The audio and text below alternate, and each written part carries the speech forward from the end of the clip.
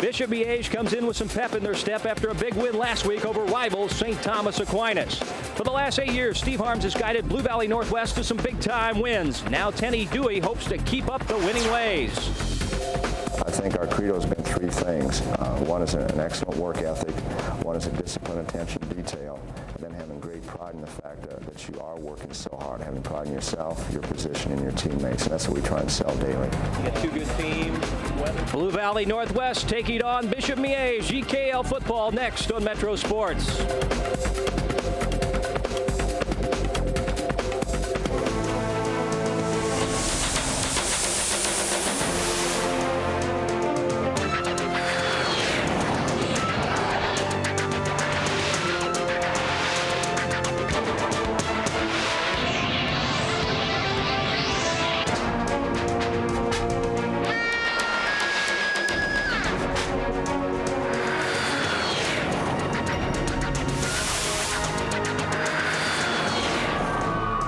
Welcome to the Blue Valley District Activity Center in Overland Park. Tonight, Metro Sports presenting Eastern Kansas League High School football as Bishop Miege takes on Blue Valley Northwest.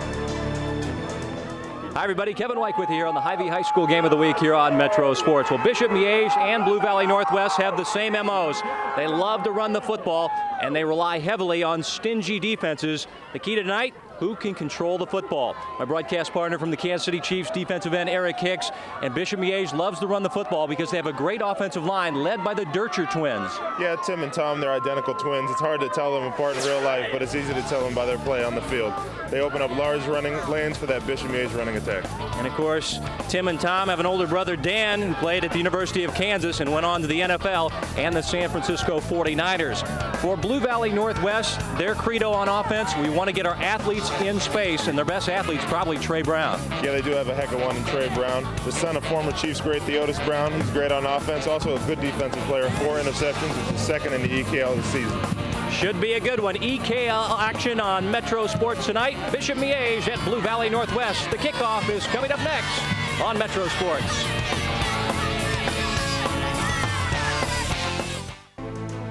The High School Game of the Week is brought to you by Hy-Vee and their 20 Kansas City area employee-owned Hy-Vee locations, Farmers Insurance, and these Kansas City Metro agents. Contact your local Farmers agent today. Remember, Farmers get you back where you belong. BrandsMart, the big screen store. KC Bobcat in Blue Springs, Grandview, and Olathe. And by AMC Theaters.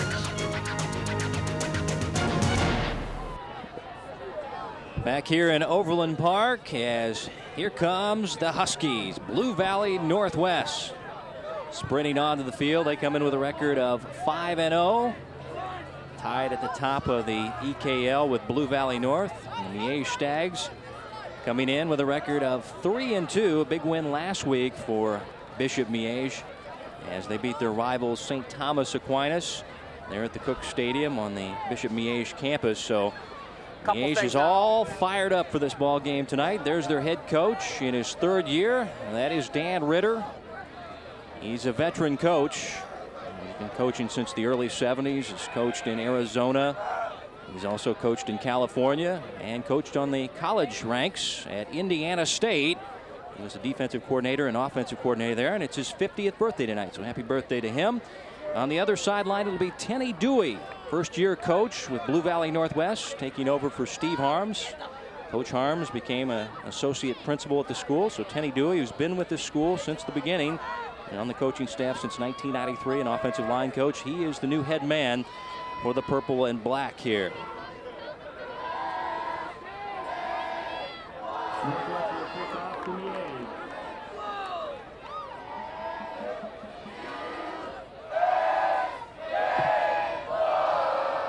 Coin toss has been taken care of. Miege will receive the football.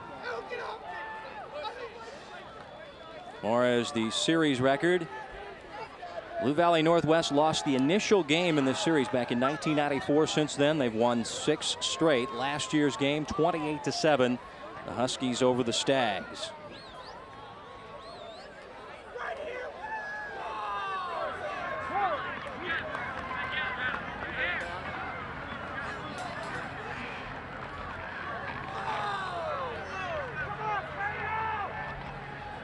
Here's Coach Dewey on the keys for tonight's matchup. He's a three-sport athlete. He's an excellent basketball player. He bats cleanup on our baseball team. We knew he was a good athlete, and we knew he was a good competitor. We wondered how he would handle that quarterback situation. And I think each week he's becoming more and more comfortable. For us, he's an excellent runner. He's a third running back in that backfield. And I think if we give him the right situations to throw from, he's proven that he can hit his target. And Kenny Dewey talking about his starting quarterback Nick Ong as we're underway. Miege in white, Blue Valley Northwest in the black jerseys. Miege will have the football, spotted at the 25-yard line. Their quarterback is Peter Rogge, 185-pound senior, good all-around athlete, a pole vaulter in track, over a 4.0 GPA, Eagle Scout, just a great young man, comes from a huge family, one of 11 children. 1st and 10, high formation. Give it to Mark Nielsen, their leading rusher, second in the conference, and he goes for a quick 6 as he's gang tackled there. Jory Garrett with the stop for Blue Valley Northwest.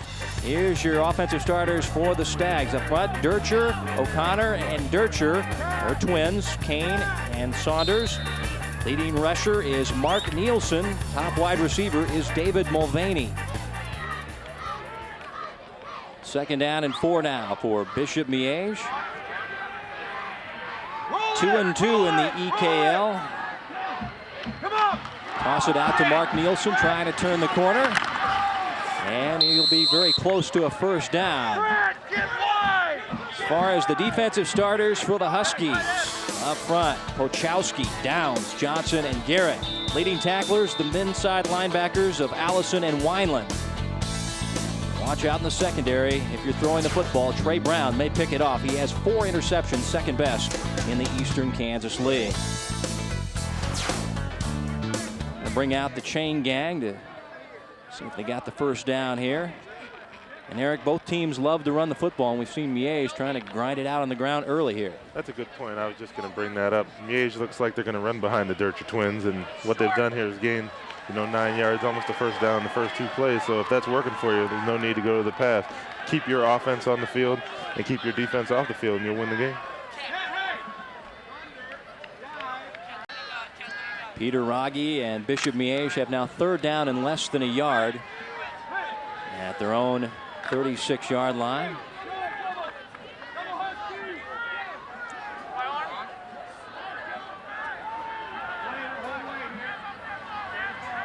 So just trying to set the chain gang here.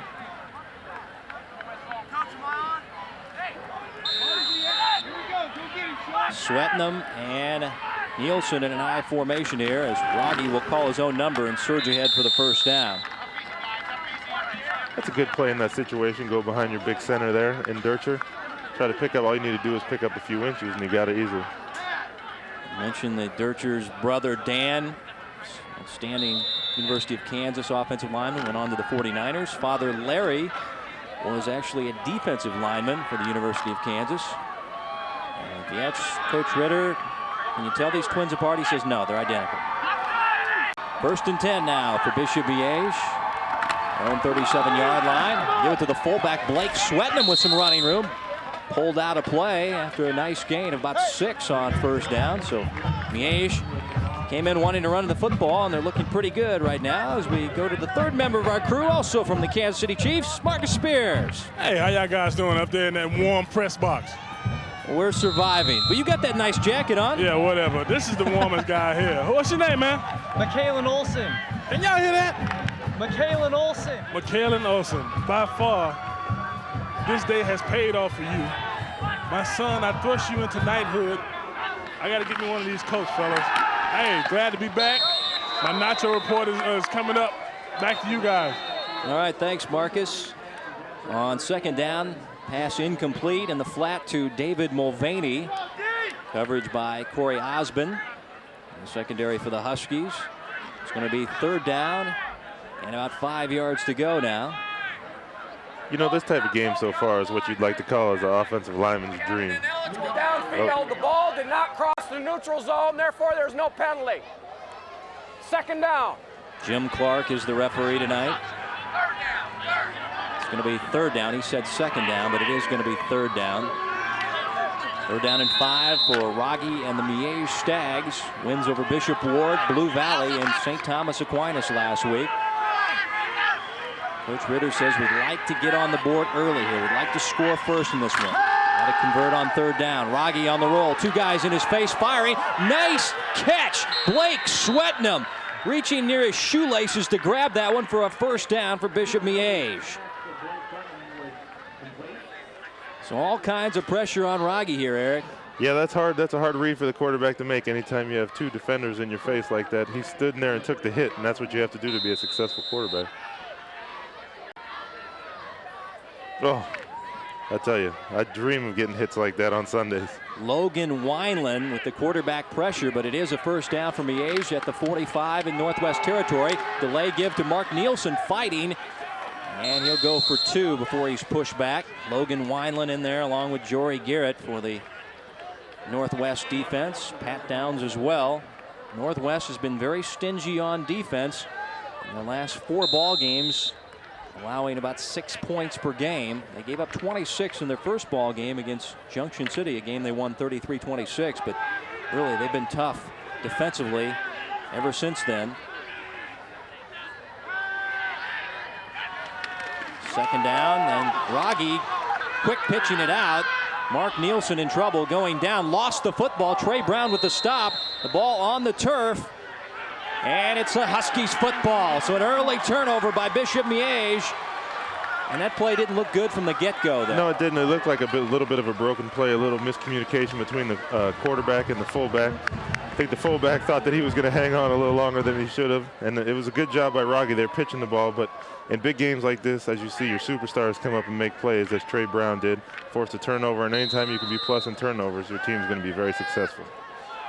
Sean O'Neill covered it up for the Huskies. They'll get the football at their own 41-yard line. Stretch play to Brett Dubert, the leading rusher in the Eastern Kansas League. And he goes for a hard 8 on first down. Brett Dubert was a big question mark as far as this team goes as we check the lineups. Up front, Foster, Stanley, Evans, Rooks, and John Buthen, one of the top 10 players in Kansas City, according to Rivals.com. Brett Dubert, the leading rusher. And you don't see him on there, but Trey Brown is their top receiver, and they'll get him in at a number of positions. Tailback, in the slot, or a wideout. The quarterback is Nick Ong, the junior. Toss sweep to Brett Dubert on second down and short. Nothing doing that time as Sean Foley, the little big man, the leader of the Miege Stags defense, as we check the guys up front. O'Connor, Cooper, Waters, and Holmes. Leading tackler, the guy you just saw, Sean Foley, goes all of 5'8". And top guy in the secondary, watch out for David Mulvaney, the corner. Third down and short here, Eric. What you're seeing here from Northwest is they tried to capitalize on that turnover right away, ran their offense on the field, got everybody down as soon as the ball was in play and snapped it. Tried to go off that momentum, catch the Miege defense off balance, and now they have a third and short, which is what you want to have your offense in. Nick Ong, outstanding basketball, baseball player for this team. Quiet leader. Coach Dewey says he's like having a third running back on the field. He was growing up, he watched Notre Dame football, and he said, I want to be a quarterback like those Notre Dame quarterbacks. So he's quarterbacking the Huskies now on third down and short. Early movement by the right guard, Seth Rooks, number 67. That'll cost the Huskies 5. Well, that's always the problem when you use the hard count on third and long, try to draw the defensive line off the ball. Sometimes you get your own guys. It's just unfortunate you have to just hang in there.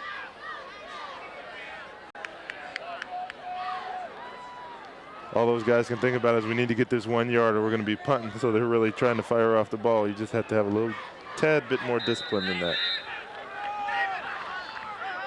Goes from third and about a yard to now 3rd and 6 after the penalty. Trip set to the near side. Toss sweep to Brett Dubert. Trying to get outside. And he's going to be chased down shy of the first down at the 49-yard line as he's run out by Dan Reynolds and David Mulvaney. And it's going to be 4th down and punting time for the Huskies, who can't take advantage of the Miege turnover. That was a great job on that play by Mark Nielsen, who plays the cornerback position and tries to get up there and get that force and force him to the sidelines before he can get to the first down marker.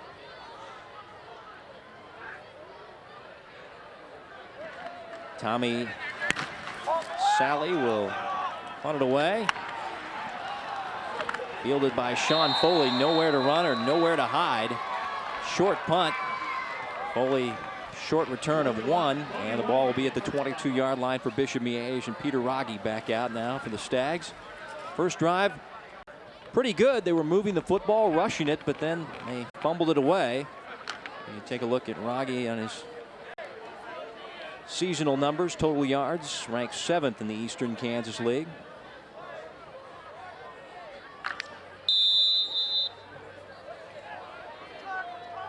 Officially spotted at the 23-yard line. 1st and 10 now for Miege Stags. Delay give to Mark Nielsen. Maybe back to the line of scrimmage as Jay Allison and Logan Wineland, the 2 top tacklers for the Huskies, double team him to the turf. Well, it looked like Northwest came out a little bit fired up. It looked in that first drive. And the second drive looked like they calmed down a little bit on defense, closing down those lanes. And I think it's going to be a tough time from here on out for Miege to run the football. 2nd down and 10 now for Miege.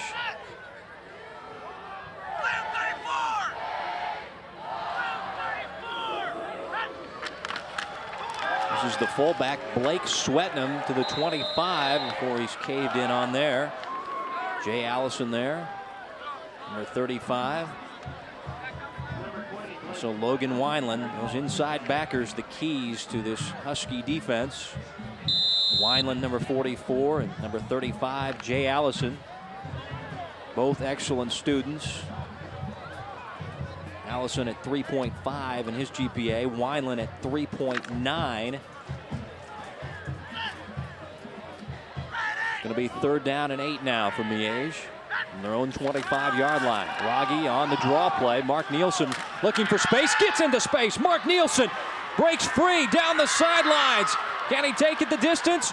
No. Trey Brown grabs him and brings him down at the 12-yard line, but a huge play for the Stags on 3rd down and long. Well, what they did is Miege set it up so that Northwest thought they were going to have to throw the ball on 3rd down, being 3rd and long. But what they did was get the defensive lineman rushing up the field, handed it off on the draw play, and if it wasn't for the great speed of Trey Brown, this would have gone for 6.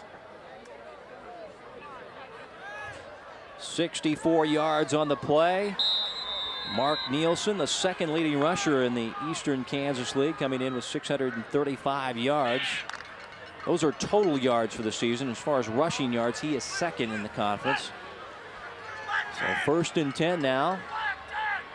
Just outside the 10-yard line. New back is Sean Foley. Cutting it back. Foley inside the 5, down to the 3. Flags on the play, however.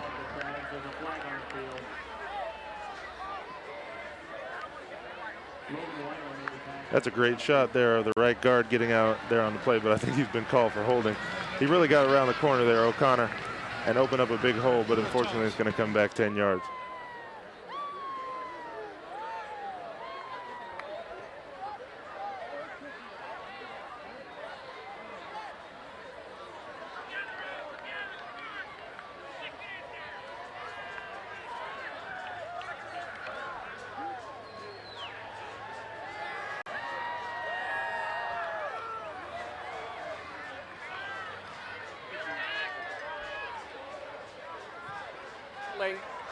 On the offense, penalties accepted, still 1st down.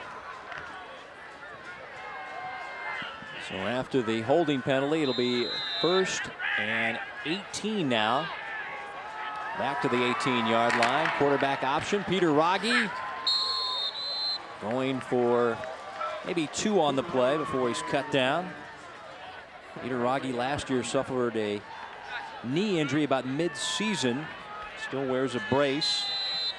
So his knee's been a little bit sore, but usually the year after you've had one of those ACL deals, you're usually sore. It takes a couple of years to get back from that. I can remember I didn't have an ACL, I had an MCL last year, but every now and then, especially after the game on Sundays, it's a little bit sore. You have to go in and get treatment, get ice, stim, things like that on it to make it feel just a little bit better so you can go out the next week. 2nd down and 15 now for the Stags. have to get inside the 1 for a first down. Raggi on the roll, firing, and the pass is caught. It is a touchdown. Peter Raggi makes it 6-0 as he finds his fullback, Blake Swetnam, the senior. And the Stags on the board here early as we take another look. Well, as you see here, the play-action pass is freezing the linebackers because of the success of the Miege running attack so far.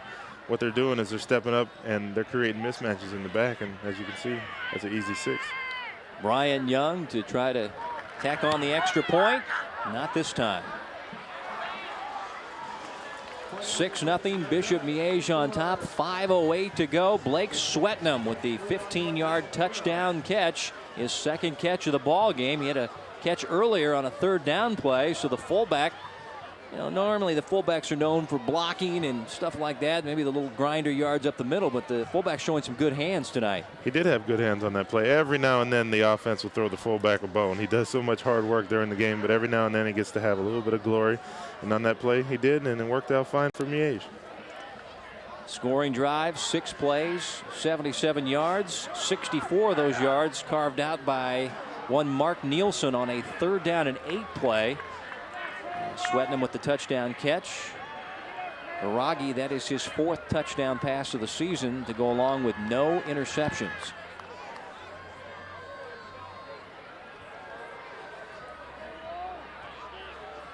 Blake Swetnam, according to Dan Ritter, probably the most improved player on the team. He's really had a good offseason. They say he's really matured and grown up. Sean Foley to kick off for Miege. D-back is Trey Brown from the 3.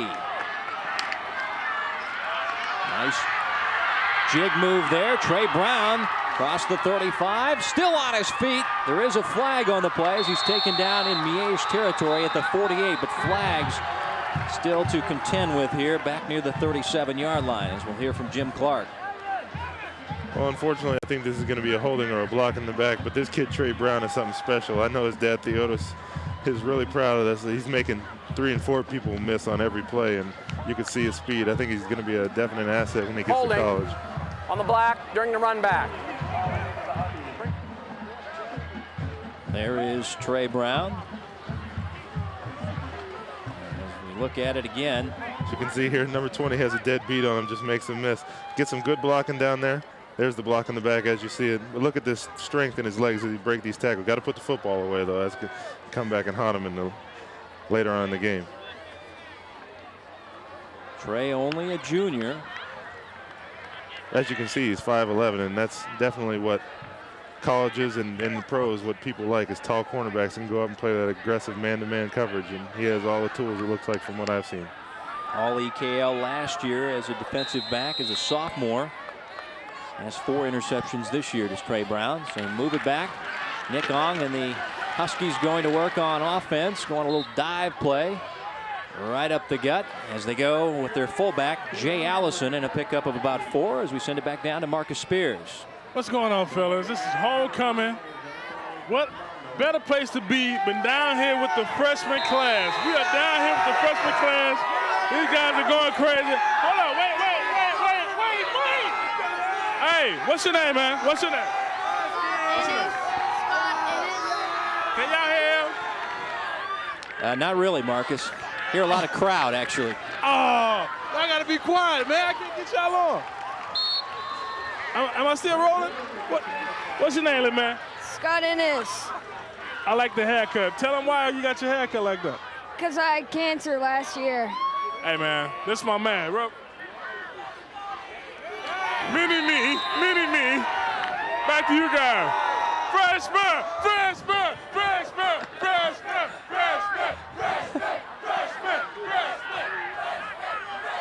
Thank you, Marcus. Hanging out with the 9th graders. Brett Dubert picked up the first down. 1st and 10 now for the Huskies at their own 37-yard line, trailing 6-0. Dubert back to work into the secondary as he's finally tripped up on the play. The free safety, Dan Reynolds, just got a leg, or he might have gone for big-time yardage. Brett Dubert mentioning he was a question mark coming in, Eric. They didn't know who was going to run the football. They lost some of their top backs from last year, including Josh Looney and Ike Nwabuwan, Thought he didn't have to say that name anymore when he graduated, but here it comes again. But he was a big question mark, but this guy's leading the conference in rushing now. That is the total yardage, but he is the leading rusher in the conference. He is third in total yards, but coming in the top rusher. Well, Dubert did a heck of a job on that play, but I think you could have run through the hole that offensive line produced on that play. Unfortunately, it came back, looked like a holding call there. So the holding penalty negates the good run there by Brett Dubert, and it's going to be 1st and 15 now for the Huskies. Penalties really starting to become a thorn in their side as Jason Wallace in motion. Dubert again, slanting off the left side. And he negotiates his way for about 4 on the play.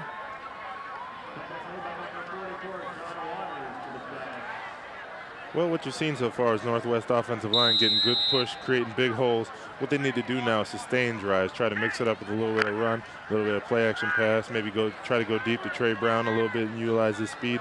If they do that, they might have a little more success. 2nd down, and let's call it 10.5 here now for the Huskies. Trip set to the far side. Now Brett Dubert going in motion. They fire it out to Dubert. He makes the catch in the flats area and going down. And he had nowhere to go there as Miege not fooled at all by all the movement going on there. As Sean Foley there to wrap him up, number 2. Well, what they call that in college is a jailbreak screen. They call it the rocket screen in NFL. What you have here is a receiver breaking in from the left side. What you have to do now is get your offensive linemen and your receivers out there to block. If you don't, the guy that catches the ball is going to get killed, as evidence on that play. So it's going to be 3rd down and 11 now for the Huskies. As they scrimmage from the 37-yard line. And Nick Ong, the quarterback, keeping for only 3. And that little guy again, Sean Foley, there to mess things up. Sean Foley, the top tackler on the team, a guy that goes 5'8", 175. Remember Bobby Archer for Liberty, a little guy, a tough guy, same mold here, and Sean Foley. Well, what you got here in Sean Foley is just a guy running up in the hole, filling the hole as hard as he can, throwing that little body in there. Doesn't matter how small you are, it's about the size of your heart, and you can tell he has a big one. Punt away by the Huskies, touchdown near the 31-yard line. The Stags will get it back. There is a flag on the play.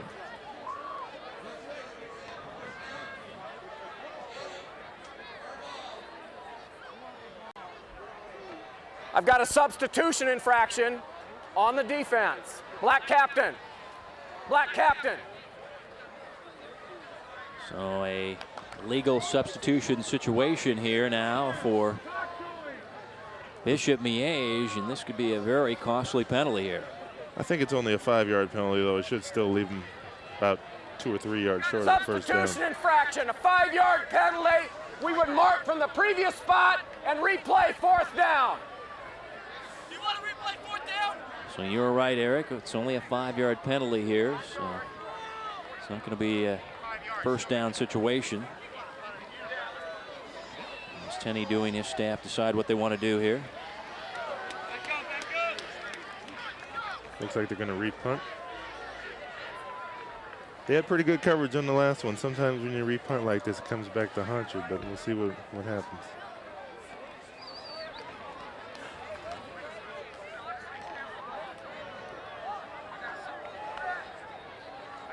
Punter is Tommy Solly, averaging 27.1 yards per punt. Northwest has had some early success on offense. What they have to do now is try to get their big play man and Trey Brown involved. They haven't really got him the ball much, I don't think, at all yet. And if they do that, I think they'll have get the ball moving a little bit more. Punt is away. No room for a return there as Nick Garcia couldn't get away. And Miege will start at their own 21-yard line, leading 6-0 on a 15-yard touchdown pass from that young man, Nice Peter job. Rogge, to Blake Swetnam. Winding down things here in the first quarter. EKL action here on Metro Sports, our Hy-Vee High School game of the week. Kevin White, Eric Hicks, and Marcus Spears. Now the stacked eye look. With the power set. Give it to Mark Nielsen, and Nielsen for a gain of 4 up to the 25 before he's tackled by Trey Brown.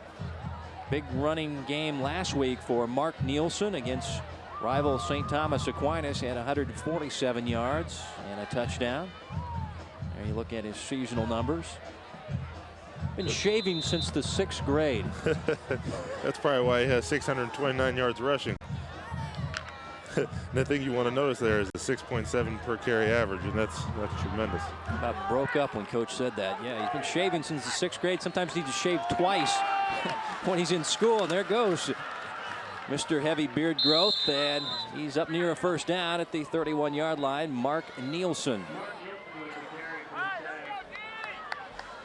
Well, what I think Miege wants to do now is to keep this running attack going, and what they've done here is get the ball churning, getting the ball up in the line, and what that creates is their play action pass scheme, as evidenced on the touchdown. If they keep that going, they're going to get a lot of yards and a lot of points tonight. Mark Nielsen has improved every year as a running back. His sophomore year, 500 yards. Last year as a junior, 980, and already over 600 here in 5 games in 2001. Third down and short. Swetnam with the first down as the fullback fighting hard there, and nearly had the ball ripped out of his mitts as he was going down, but it is a first down. Jory Garrett there with the stop. And the first quarter clock has run out, but Dan Ritter and his Bishop Miege Stags got just what they wanted, an early lead on the road as Peter Rogge with a 15-yard touchdown pass to Blake Swetnam. That is your only scoring in the first quarter. Back with second quarter action after this.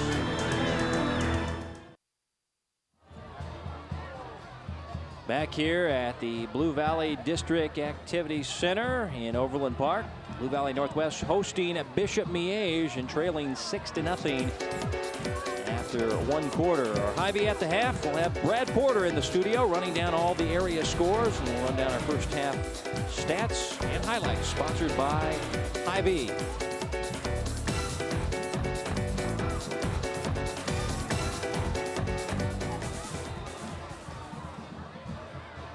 Well, a big play by Miege. The big 64-yard run by Mark Nielsen set up the touchdown pass there, but thus far it's been a knockout, drag-out defensive struggle.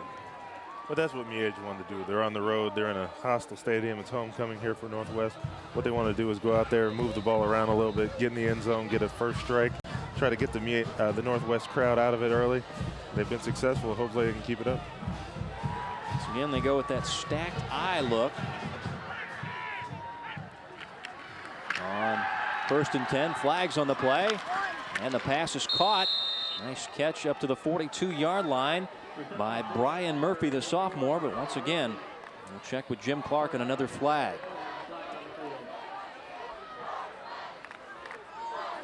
Shift this way. Bishop Miege going to be penalized 5 yards here. It's been a very penalty-ridden game so far.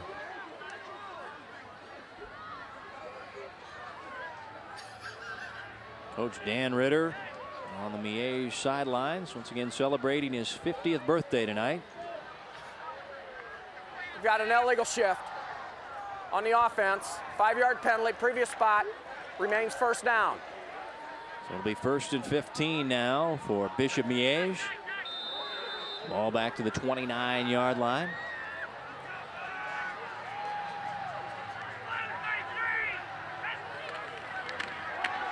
Give it to the fullback, Swetnam, breaking through the initial surge. Still on his feet up to the 37-yard line. A gain of about 8 on the play, but more flags to contend with.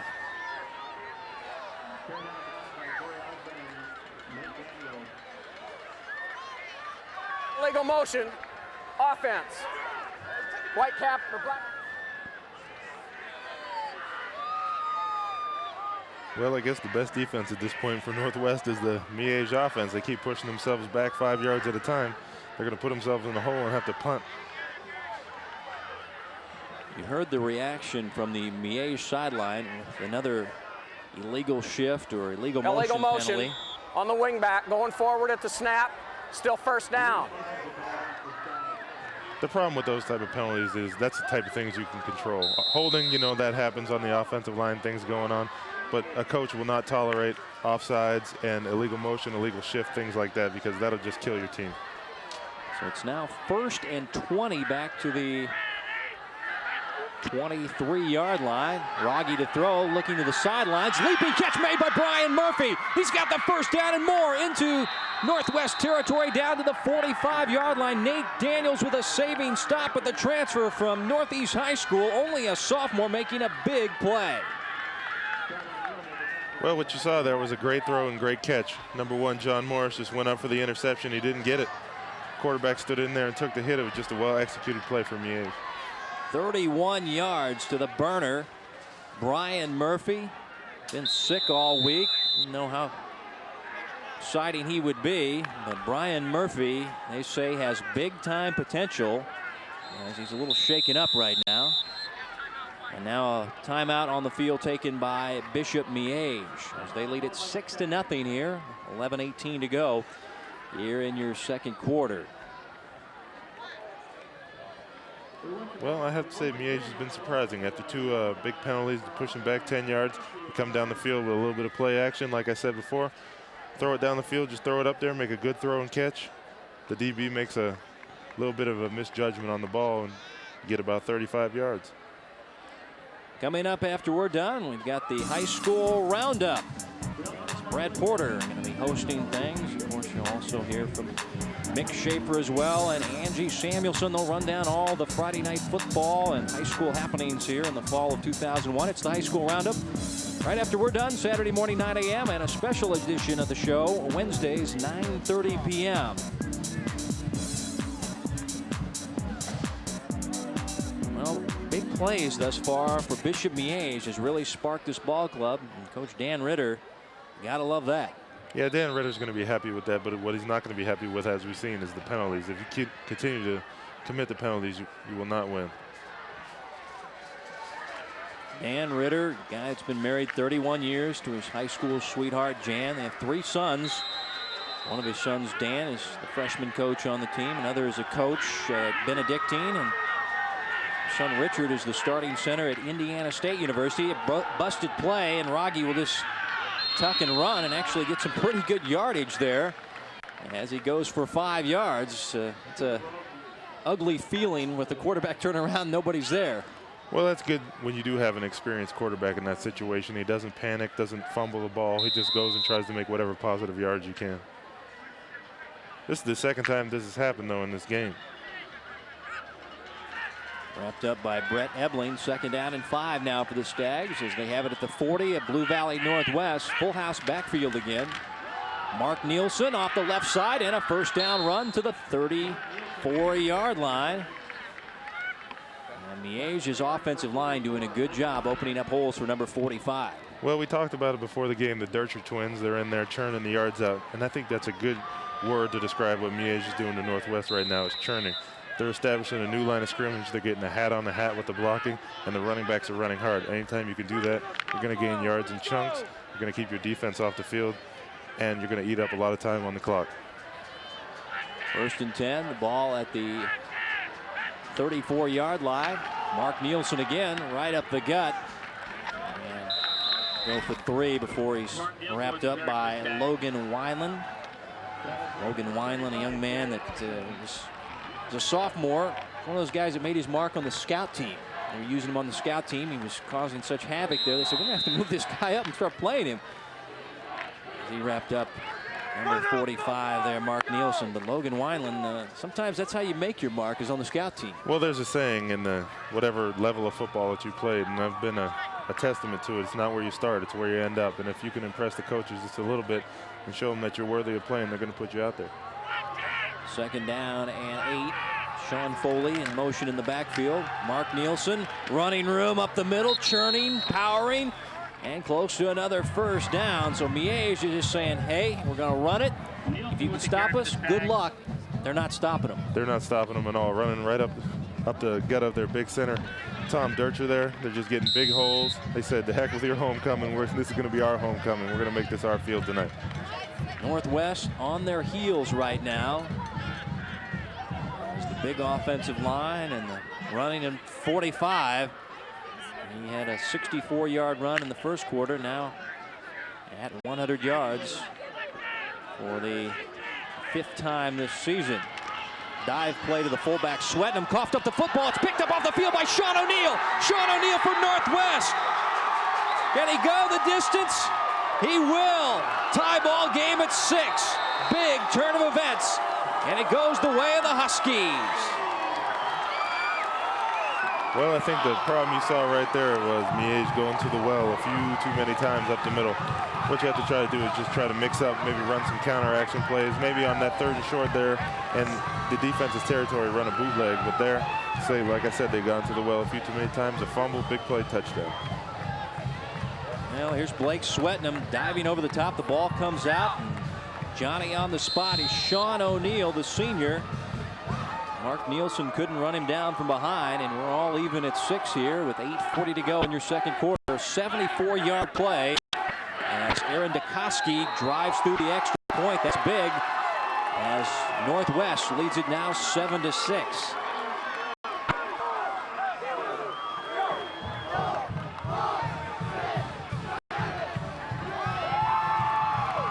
That's excellent awareness there by Jeff English. Being right around the pile, locating the ball, picking it up and running it in. As you can see, Northwest is, Sean O'Neal running the ball in. As you can see, that Northwest was on their heels there. They needed a big play, and one of their big-time players stepped up and made it. That's what you have to do to be successful. And Sean O'Neal, one of the hardest working guys on this team, lifted every day in the summer conditioning, even came in on the optional day on the 4th of July. And it paid off for him as really Northwest was way back on their heels, getting the ball run down their throat by Dan Ritter's club, and then all of a sudden, mayhem. Their 2nd turnover of the ball game, and this one a huge one as Sean O'Neal takes it 74 yards. And his team now on top 7-6.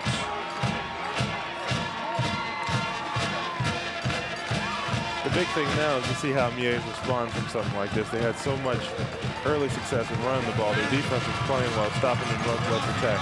To see if this takes a little bit of wind out of their sails. Aaron Dukoski to kick off for Blue Valley Northwest. Sean Foley from the 9-yard line for Bishop Miege. Out to the 21. He's hauled down right there is Logan Wineland. Playing special teams, playing inside linebacker. Makes the stop. So this is the key drive here for the Miege Stags. I do believe it is the key drive. What they have to do is they have to go back to what got them down to the 25-yard line previously. They have to run the ball up the middle. But they can't continue to run the ball up the middle time and time again. They have to get on the perimeter a little bit. You know, fake up the middle every now and then, maybe run a sprint action, a bootleg type of pass just to shake things up a little bit. Ball at the 23-yard line, 1st and 10 now. Play action, Rogge firing the flat, in and out of the hands of the intended receiver and nearly intercepted as he was looking for Sean Foley, and Trey Brown was looking for interception number 5 there as that ball deflected in the air. And Sean Foley paid a heavy price here.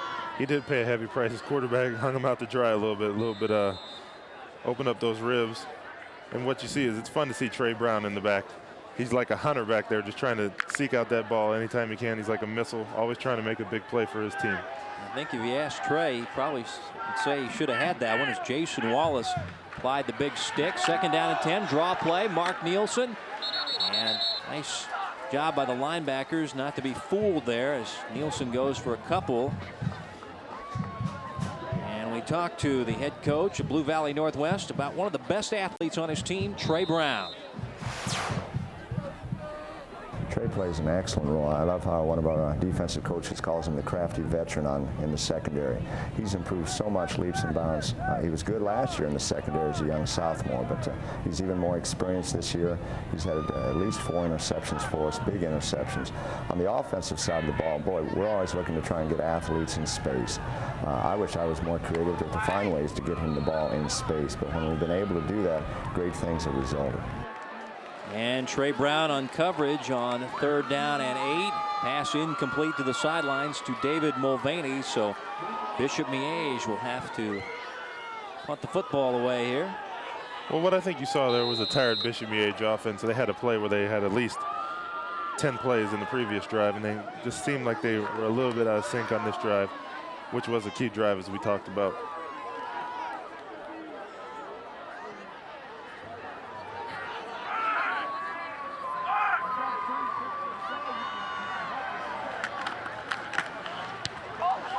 Run away by Rogge. Jason Wallace fielding at the 39 in his own territory. Some great moves by Jason Wallace into Miege territory down to the 46-yard line. And a return of 14 by Jason Wallace sets up the Huskies in great field position. I'd like to thank the fine folks at Rental Service Corporation for their help with tonight's game. You can call them toll-free, 1-800-RENT-RSC for all your rental needs. Well, it's interesting to see Jason Wallace return that punt there. As you can see, he's a tall, rangy guy like his brother Jesse, who plays for Colorado. It's interesting to see if Northwest can get him involved on offense a little bit more. From the 46-yard line, the aforementioned Jason Wallace in motion. Keep it on the ground. Brett Dubert with running room. Brett Dubert into the secondary, and a first down run to the 34-yard line, and a pickup of 11.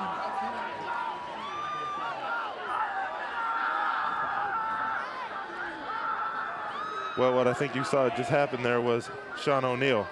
I mean, that big fumble return he had for a touchdown. As we said, Miege had Northwest on their heels a drive or two ago, and now you see Northwest is getting Miege a little bit back on their heels.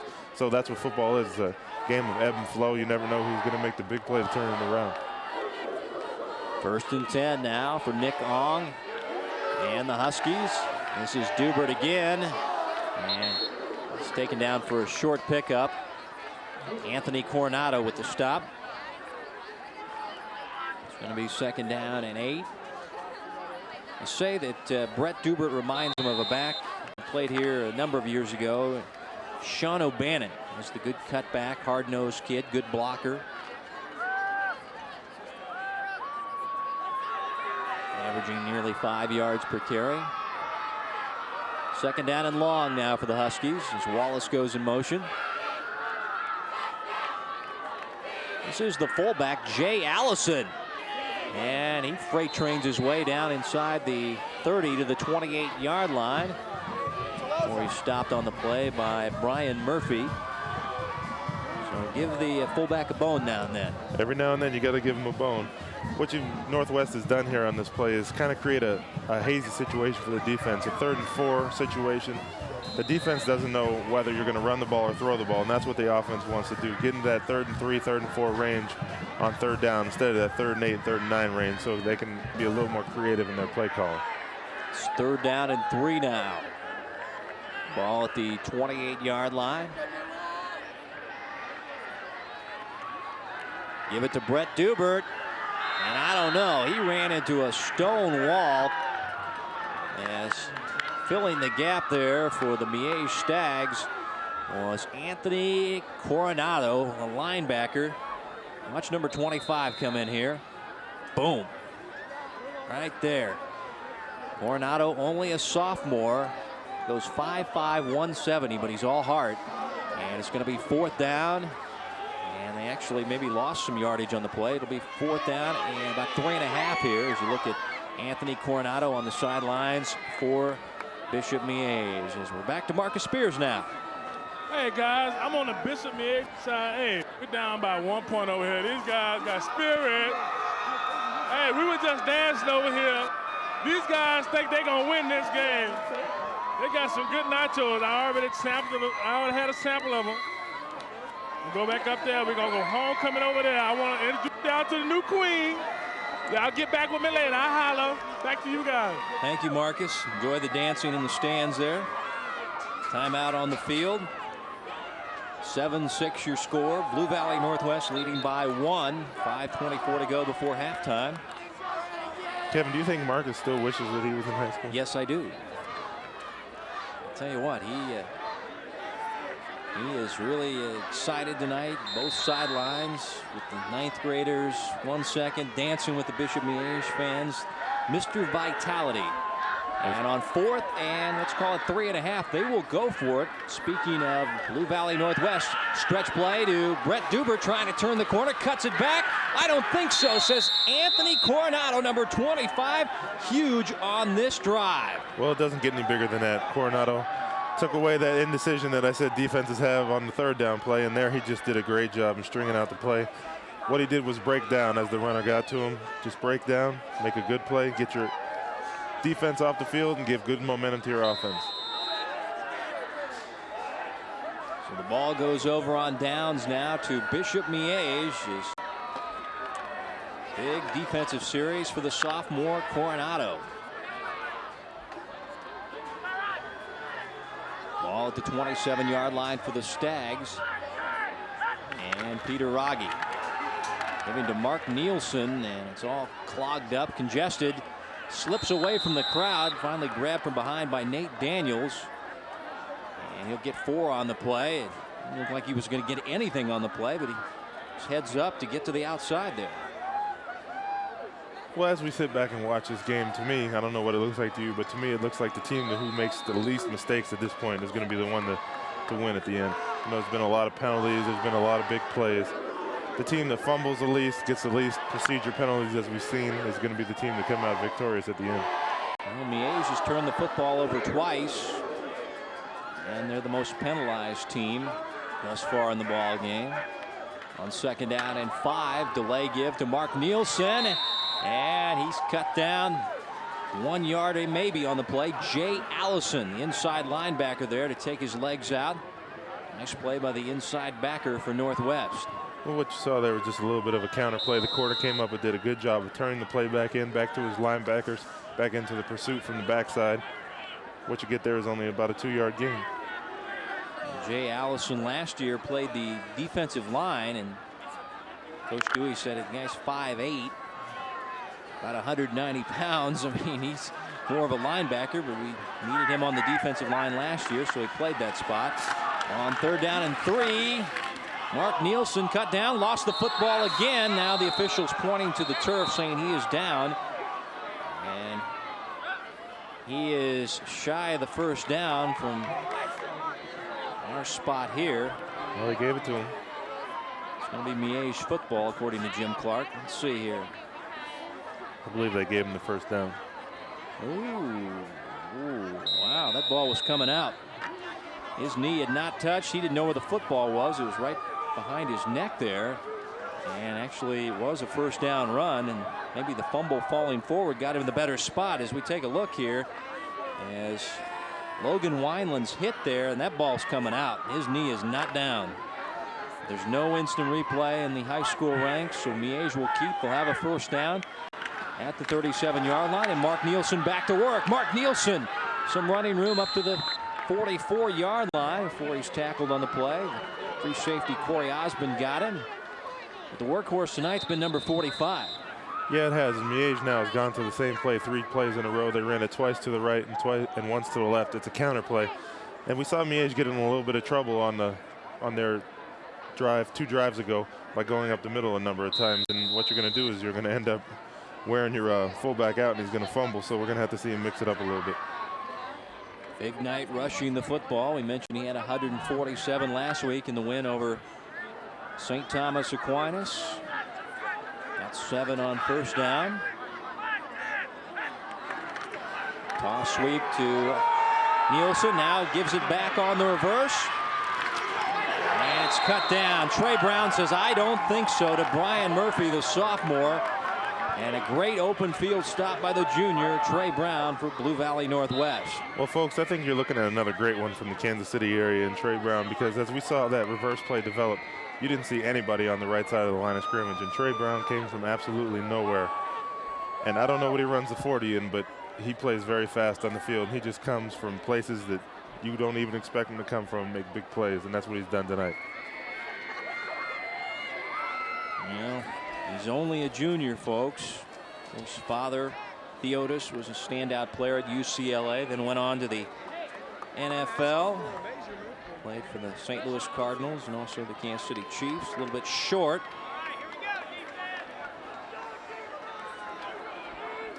Looks like Miege is going to go for it. You think Theodis and Trey get in the backyard and get a little bit of tips every now and then?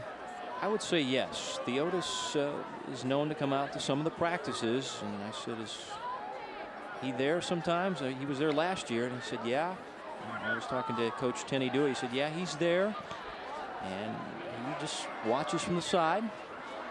Doesn't say anything, but he is there, and I'm sure he's going to be fully involved in the upcoming college career for Tenny Dewey. Theodis Brown, of course, works with Metro Sports, does a number of stuff, does the chief stuff with us, does the MIAA football games as well. Good all-around guy. And proud papa, number 7 there, the corner you see at the bottom of your screen. On 4th down, they go for it or make it 3rd down and short, and I don't know. Nielsen got cracked back hard there. Depends on the spot here. Looks like he's got it from where they're spotting it. First down, Bishop Miege now. It's clock down to just over 2 minutes here before halftime. Miege trailing by 1.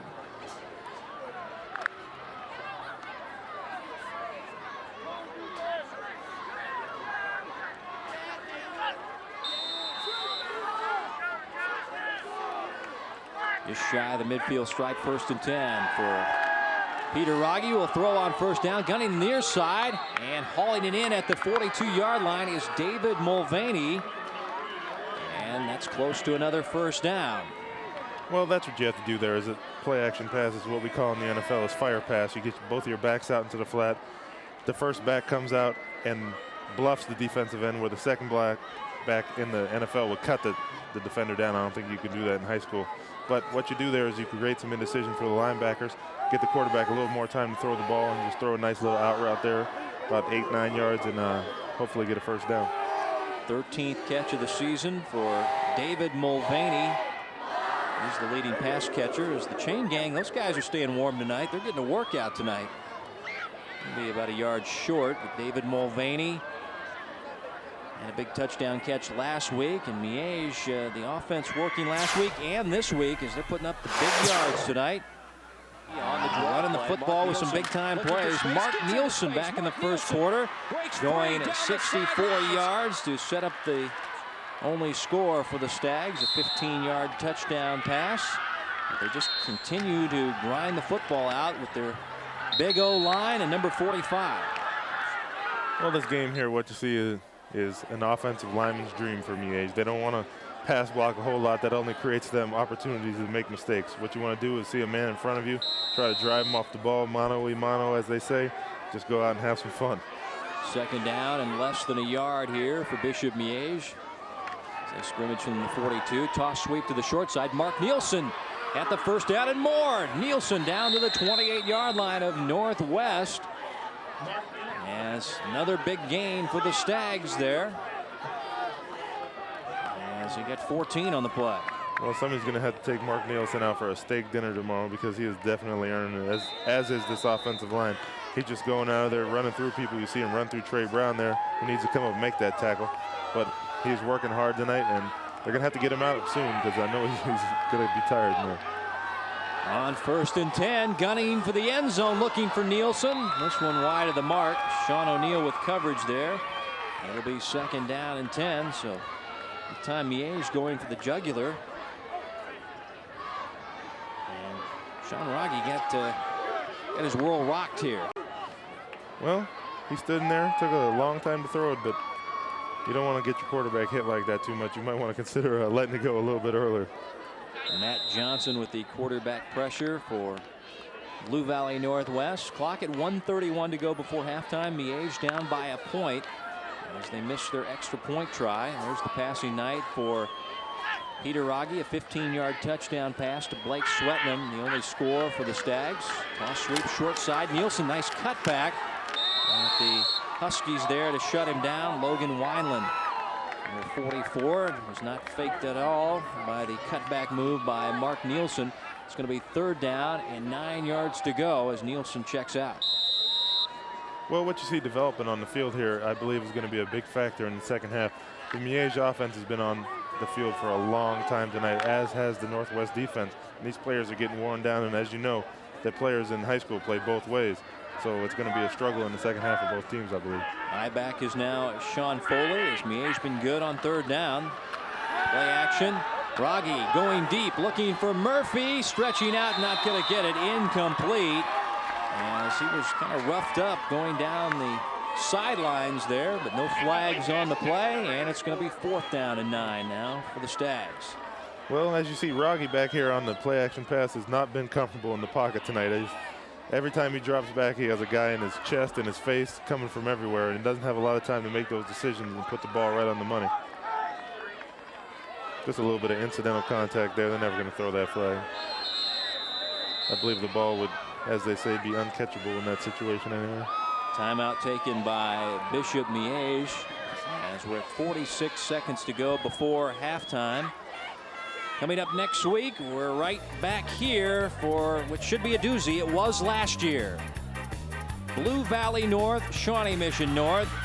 As Blue Valley North had the huge lead, but Shawnee Mission North, with 1 second left, came back and won it. Brad Faird scored the game-winning touchdown, and the Indians won it 35-31. This is the rematch, and don't you know, BV North has a very bad taste in their mouth, and they would love to get some revenge on our Hy-Vee High School Game of the Week. That's next Friday night, 7 p.m. And Eric Hicks, you were there last year. What a comeback by the Indians. I tell people a lot about that game. That was one of the most exciting games I've seen in any level of football I've ever watched. The way that game went back and forth and the way that it came back at the that was magnifique. Sean Foley going to try a 44-yard field goal here out of the hold of David Mulvaney. Wind is at his back here. And this one pulled, no good. So the Huskies will get it now. And went with Sean Foley, who went to a kickers camp.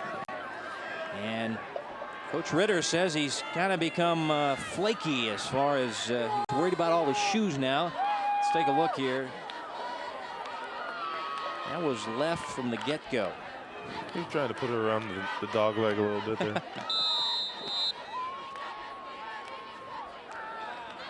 Well, kickers are like that sometimes. They get wrapped up into He's a big shoe guy conditions now. on the field and in the shoes. I tell him just go out and kick the ball. Well, that's the way they say Foley was like that until he went to the camp. As Nick Ong, the quarterback for Northwest, going to tuck and run. Can't get away from the flaky one, Sean Foley. He's still a linebacker, but a kicker as well, and he's a heck of a linebacker, a guy that wears those Nebraska black shirt, T-shirt underneath his uniform there. He's a huge Nebraska fan. He's just finally convinced himself that he's not going to be able to live up to his dream and get to play for the Huskers. That was his lifelong dream. He's been going to the camp since he was a young kid, and it's kind of become a reality to him that, hey, you know, when you're this small, you're not going to play for Nebraska, but, you know, he's a kid that probably is the hardest hitting player on the Miege squad. They say he knocks out a player every week. Every week he has knocked out a guy. You think he keeps a souvenir from that? I bet he does. Linebackers are like that. But the guy's a 4.0 student, too.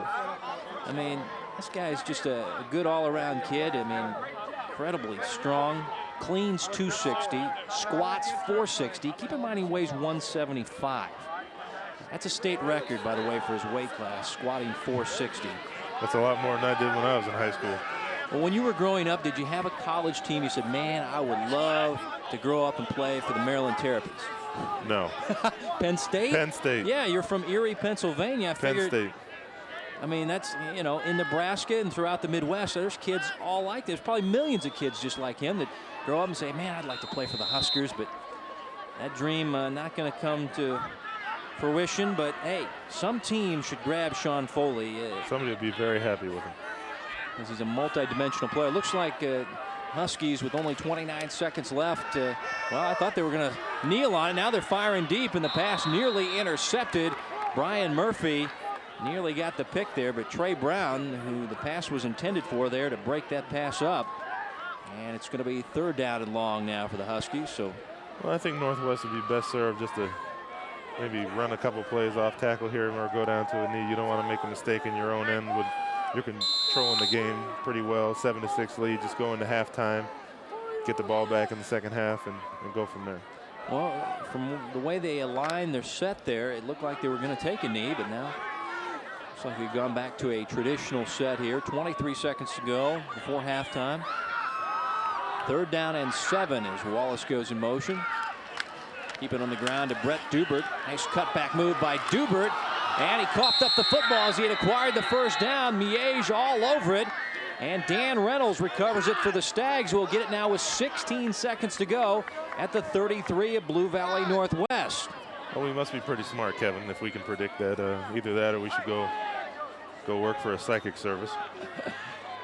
Make the big money on the 1-900 psychic line, huh? Well, he got it stripped out. Dan Reynolds there to cover it up for Miege. And now, Eric, they've got some time on the clock here. Try to get a 2 timeout, or I should say that's turnovers thus far in the ball game. The timeout situation, I know they've used 2 of them thus far, maybe all of them. I'll have to double check that. From the 33, 1st and 10. Groggy setting up the throw, gunning the middle. And this one well over the head of the intended receiver there. Well, I think what you're seeing out of Groggy now is he's not really setting his feet up back there. He's worried about, as we say, getting hit a little bit. And he's gotten hit part of the last 3 times he's dropped back. What Miege needs to do with only 13 seconds left now is just throw some out routes, throw things, get quick to the sideline. Since you only have 1 timeout left, try to get the clock stopped. Pass intended for Brian Murphy. As you take a look, 1 timeout left for Miege now. There was 2 receivers there in the same area. Jake Van Hecky, the tight end, was there, and also Brian Murphy. 2nd down and 10 now. Clock at 10 and running. Firing the middle, and the pass is caught by Mulvaney on the slant down to the 11-yard line, and a quick timeout by Miege, stopping the clock with 3 seconds to go. And they should set up for a field goal try. Perhaps the shoes will work a little better on this one. As we take a look, nice catch here in traffic by David Mulvaney. Wow. Nice throw, too, by Groggy. Nate Daniels with the coverage there. And we saw Sean Foley kick earlier, and now they're going to go with Brian Young. Sean Foley is 5'8", 175. Brian Young is a big guy. Looks like an offensive lineman. He's 6'2", 235. And they said they brought this guy in to kick field goals. And he had missed, but he has missed an extra point tonight, so he's going to continue to be their kicker. It looks like Sebastian Janikowski from the Raiders. Yeah, he's a big guy.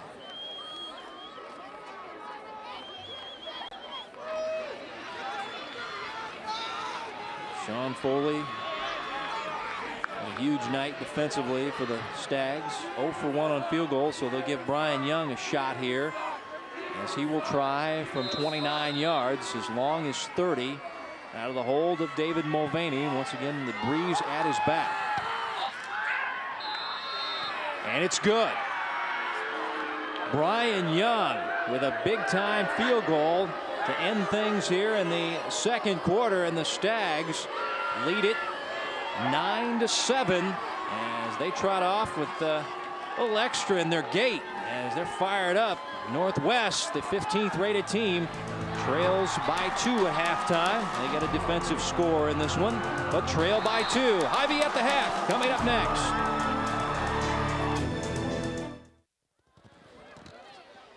Bishop Miege leading at halftime.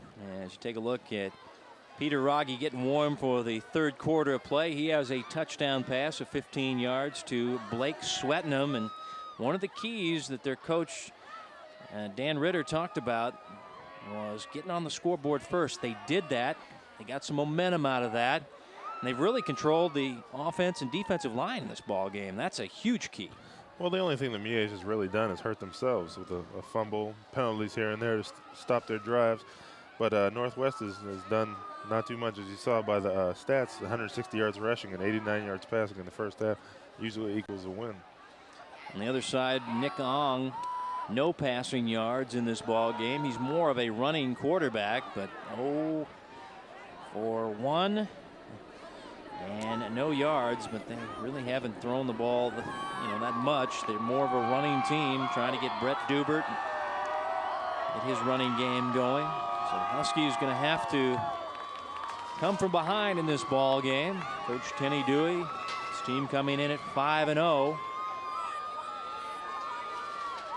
Well, I think what you're going to look for in Northwest here is try to get their big player involved a little bit more in the second half, and then Trey Brown, try to get him the ball maybe on a couple quick screens. Just get him out on the perimeter, try to get him to make plays, because I don't know if a team has ever won not having one passing yard. So it's going to be interesting to see how it turns out. Huskies have never trailed at halftime in a ball game this year. As you take a look at Dan Ritter and his staff, this team trying to get the big road EKL win here. They come in at 2-2 in the Eastern Kansas League.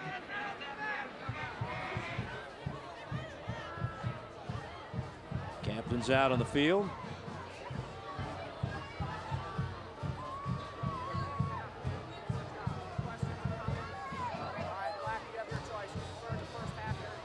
When I was a captain, they never asked me if I had any comments.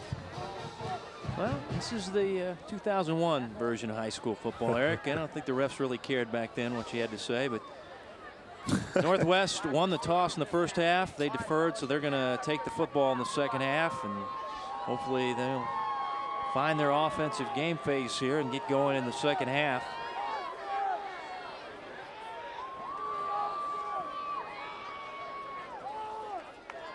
Huskies will have the football for the third quarter of play, and they came in, the Huskies did, as the #2 rushing team in the conference, third in total offense, but not much for Tenny Dewey's crew in the first half.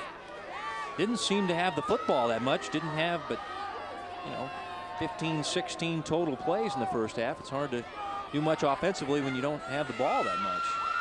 Time of possession critical.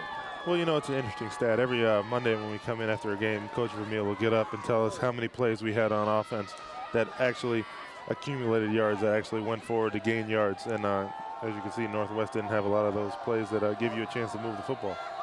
Northwest has enjoyed a lot of success. 3 EKL titles, those all under Coach Steve Harms as the second half is underway. Trey Brown going to field this one on a hop at the 5-yard line for Blue Valley Northwest. And they're going to wrap him up shy of the 20-yard line. Nice special teams coverage by the Bishop Miege Stags, and Nick Ong and the Huskies going to start deep in their own territory here. Well, Nick Ong's had kind of a quiet night, Eric. Yeah, he has. And they're going to have to get him a little bit more involved in order to have success. But what you want to look for now is Northwest to get a good sustained drive. They don't necessarily have to score points. Just try to get the ball over the 50 and get Miege pushed back a little bit. Their I-back is Brett Dubert. Their fullback is Jay Allison. 2 receivers set for Nick Ong. From the 19, 1st and 10. Brett Dubert off the right side, and nothing doing there as the Stags there to stack him up. And John Holmes, the defensive end there, to clog things up. And it's going to be 2nd down and long. So the big offensive line for the Huskies really trying to get things going. They want to run the football with number 20 tonight, but that has not been the case. Miege is too tough on the defensive line. Dubert came in as the top rusher in the EKL right at the 50 mark. 2nd down and 9. Optioning. Ong cuts it back. Nick Ong in space. Nick Ong with a 1st down across the 40 to the 43-yard line. So Nick Ong, who's been quiet thus far, breaks out with a big-time play and a 1st down run. Well, like we said before the second half started, you want your big players to make the big plays to get your team going. And right there, Nick Ong, option quarterback, just makes the right decision, tucks the ball away. Good cut, puts the ball away at the end, which is important. You got guys ripping at it, get a good drive, good positive gain out to the 43-yard line. Brian Murphy with a saving tackle. As the play goes for 22 yards. Running play, Dubert just hammering forward for 2 yards on the play. John Holmes there to shut him down. As we go back down to Marcus Spears. Nacho report time. Eric, you know what? The reason why I won't come in the booth because I wouldn't be able to do this. You know what? By far, this is my best bowl of the year. Actually, this is my third bowl today. Hey, Eric, should we tell them about what's up here in the press box? You know what? These grade out about almost a 9.5. Look here, check this out, check this out. But Marcus doesn't know we have The peppers, they taste barbecue like pickles. upstairs. Yeah. So he's Real missing good. out. 9.5, my best bowl right now. Yeah. So they're up for the Golden Bowl as Trey Brown with a big run on 2nd down and 7. And it's a first down run, so the Huskies going to number 7 for their big play here. Well, that's what you have to do here. Get a little bit of a counter action. If you have an explosive athlete like Trey Brown and you're not being successful on offense this particular day, it happens. But you have to try to get something to get a little jump start. And Trey Brown seems to be the catalyst here on this this long drive. Great balance shown by the junior Trey Brown. 1st and 10. Go to the fullback Jay Allison. Hit hard on the play after he goes for 3 yards.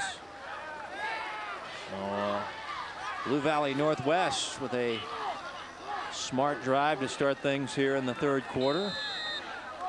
Well, what I like is they're not just trying to run it up the middle. They're running up the middle, running the option, running a few counter plays, trying to mix it up. Look here for maybe a bootleg, try to get the quarterback out on the perimeters, being that he's such a good athlete. Anthony Coronado, big first half. Some nice tackles from the linebacking core. This is Trey Brown stuffed in the middle, going nowhere. And once again, Anthony Coronado, he's like being shot out of a cannon. He's like a cannonball. He just runs right into Trey Brown and just bounced off of him. Watch this, number 25 coming through here. Boom! Oh. I'd say that Anthony Coronado took the brunt of that hit, though. I mean, he came up, but Trey let him have it a little bit. Well, he's only a sophomore, is Coronado. It's now 3rd and 6 for the Huskies at the 30-yard line in Miege territory, trailing by 2 here. First drive of the 3rd quarter. Stretch play to Trey Brown. Trey in trouble, going nowhere as he's quadruple teamed to the ground. First guy to hit him was Josh O'Connor, and it's going to be 4th down now for Blue Valley Northwest. Well, the problem that you have when you're trying to use Trey Brown in those type of situations where you have to hand the ball off to him is it takes too long for the blocking to get set up. And Trey Brown's the type of athlete where you just need to pitch him the ball, let him get out on the perimeter fast and make a play from there. Those type of plays take a little bit too long.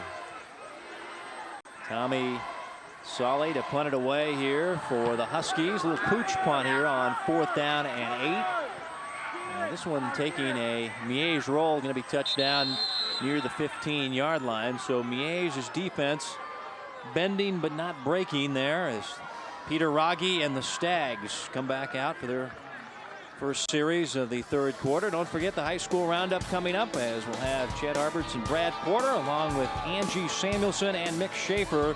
They'll run down all your Friday night football action here in the fall of 2001 right after we're done, or you can catch them Saturday mornings 9 a.m. Also a special high school roundup Wednesdays 9:30 p.m. here on Metro Sports. 1st and 10 from the 15-yard line now for the Stags. Sean Foley is the tailback now for 1 into a bunch of black jerseys there.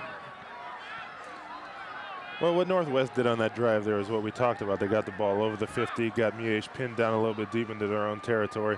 They didn't score points, which is disappointing, but at least they got down there. Know they can move the ball a little bit for the second half.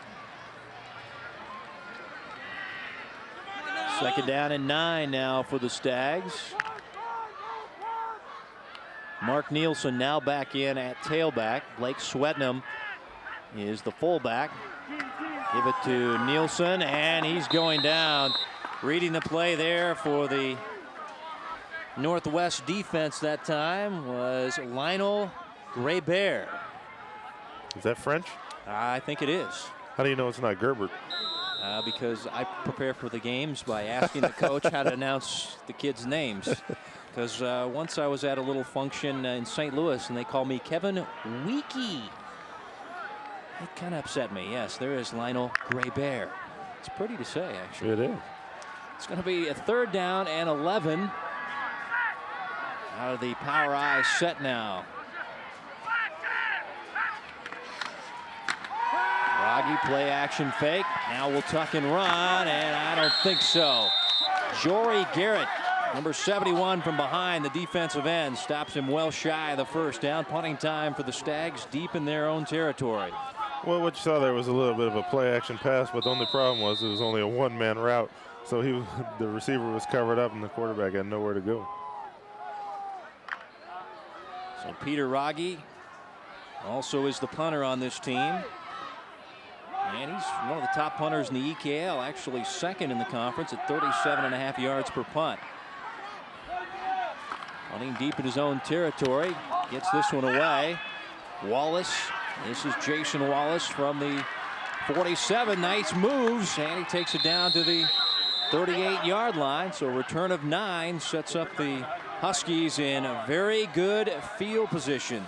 Got a good one brewing here in the EKL. Next week, it's Kansas District action. And last year, Shawnee Mission North and Blue Valley North had a game no one will soon forget. And the Indians rallied from way back to win it 35-31. Brad Faird with the game-winning touchdown with 1 second left. As the Indians spoiling a great season for the Mustangs. They'll redo it next week. Shawnee Mission North at Blue Valley North here at Blue Valley District Activity Center. Kickoff 7 p.m. on our Hy-Vee High School Game of the Week next week.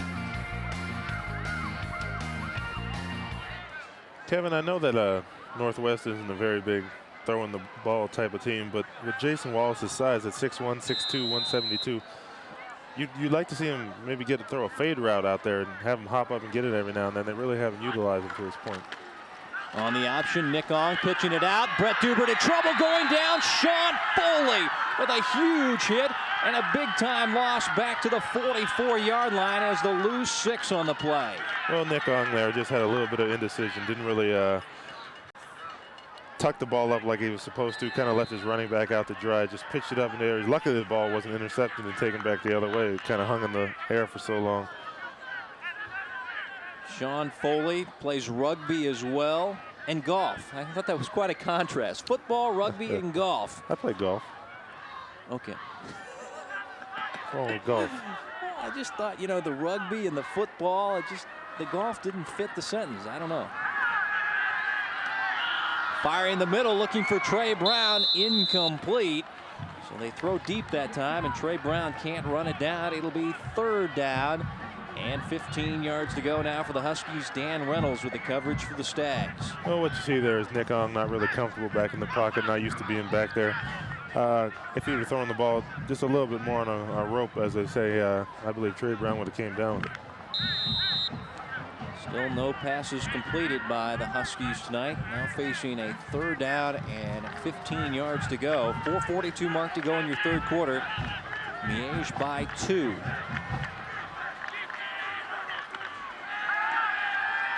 Nick Ong gunning deep. Passes up for grabs and caught on the sidelines. Corey Osmond, big time catch for the Huskies for a 1st down as he's inside the 15-yard line at near the 12. Well, this would be a good time for Northwest to make their move. As you see Ong drop back here, get good coverage in the pocket. It's actually a pretty good throw. His receiver just went up and made a great play. 33 yards on the completion to Corey Osmond. And the Huskies now have it 1st and 10 from the 12 in Miege territory, trying to jump back on top here.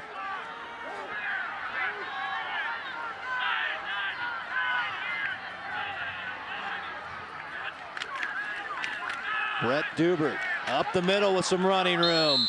Dubert inside the 10 near the 7-yard line, and a quick 5 on that one. Well, as you see now, Northwest is being the aggressor. We talked about how they didn't have any running yards, didn't have any passing yards. Now on this drive, they come down. They get a good sustained drive going, see if they can punch it in here, at least get a field goal, take the lead back. And I think it's going to be very important is that missed extra point by Miege, since this is a tight ball game. Those usually come down into play. 2nd down and 5 now. Wallace and Daniels splitting to the near side. On the option, Nick Ong keeps. Nick Ong into the end zone. Touchdown, Blue Valley Northwest.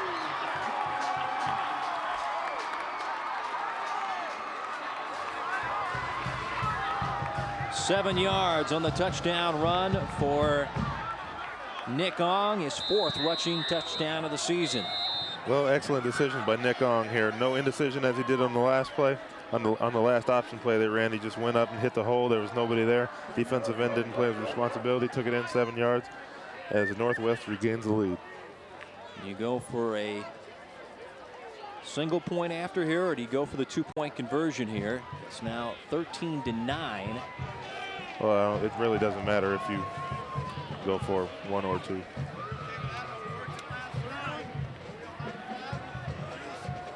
Well, actually, if you do go for 2, you'll be up by 15, and you have to force them to score a touchdown. Well, I guess you have to score a touchdown anyway, so it really doesn't.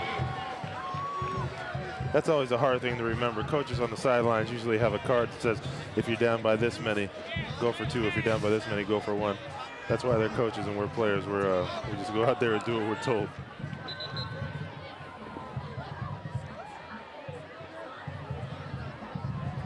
Well, Nick Ong is checking on to the field, so looks like the Huskies are going to go for it here. A 2-point conversion. They lead by 4 here. The 2-point conversion would put them up by 6. 4 receiver set. The lone setback is Sean O'Neal. Trey Brown going in motion. On the roll, Ong firing, and the pass is incomplete. They were looking for Trey Brown. Good coverage there by the Stags. And the coverage really excellent there. David Mulvaney there. And the 2-point conversion fails. Well, what you see here is everybody knew that the ball was going to go to Trey Brown as he went in motion. Actually, Nick Ong did a good job of firing it in there. It looked like Trey just dropped it a little bit, but it's hard to catch that ball and concentrate on it when it's coming through 2 defenders. They had brackets around Trey Brown, Mark Nielsen, and David Mulvaney. And we go back down to Marcus Spears. I found the queen. Hey, you know what? Homecoming is changing of the guard. We got the former queen. Megan Mill. We got the new queen. Allison Lacey. Allison Lacey? Yes. She's so happy. It took me 10 minutes to try to find her. Hey, I miss homecoming. I was the homecoming king one year. Yeah, right. I was. Come on. I was. How many people were involved in that? Well, you know, it was a miscount on the vote, but were you still bald? You need to carry out your duties. Yes.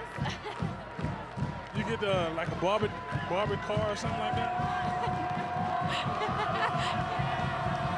Hey, homecoming 2001. Back to you guys. Thanks, Marcus. Congratulations to Allison Lacey, the 2001 homecoming queen here at Blue Valley Northwest, as Aaron DeKoski has it on the tee to restart the ball game. I don't believe Marcus. I don't think he was the homecoming king. He was a multi-talented guy. High school in the band as well. Kick away. Brian Murphy fielding. Brian Murphy still on his feet up to the 27-yard line, and that's where the Stags will get it. And now they need to answer, down 13-9. Well, it's funny. They had so much success in running the football, passing the football in the first half, yet they only yielded 9 points. What they're going to have to do now is get that running attack going again, let Northwest know that it's going to be a fight for the rest of the second half, and they need to try to get a touchdown on the board now as they're down by 4. Good night throwing the football for Peter Rogge.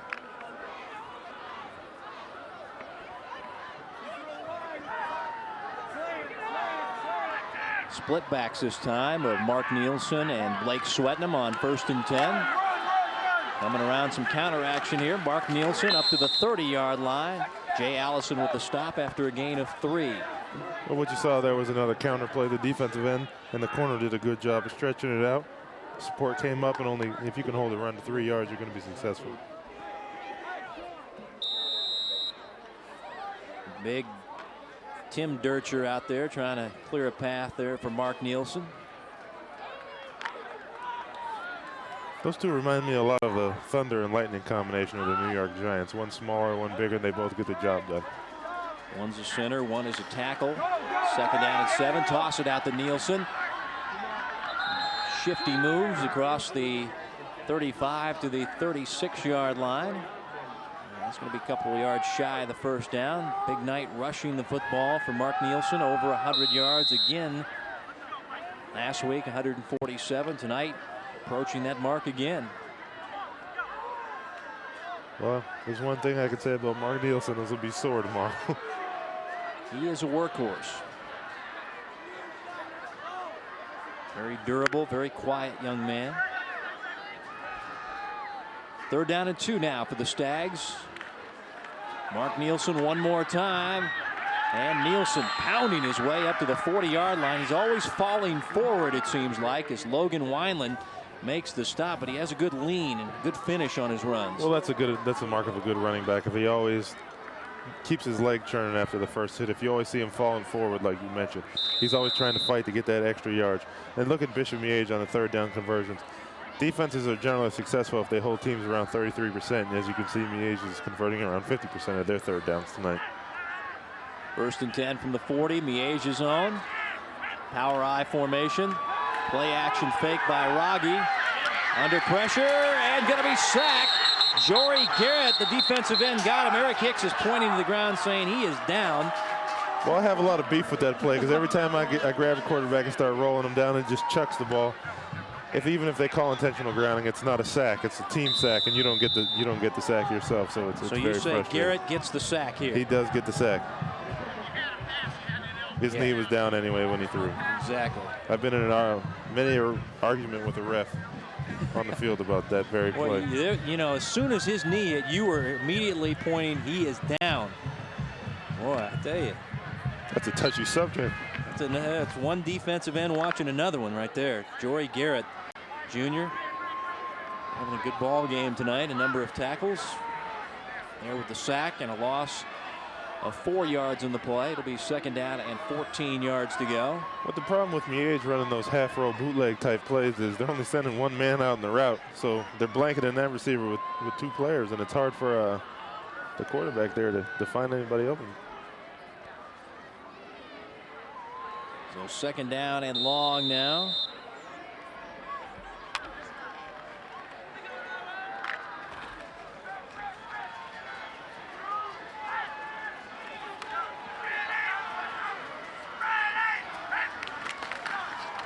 Give this one to the wing back, and Brian Murphy may be back to the line of scrimmage. Logan Wineland there to shut him down. There's a little trickery there, but the Huskies not biting.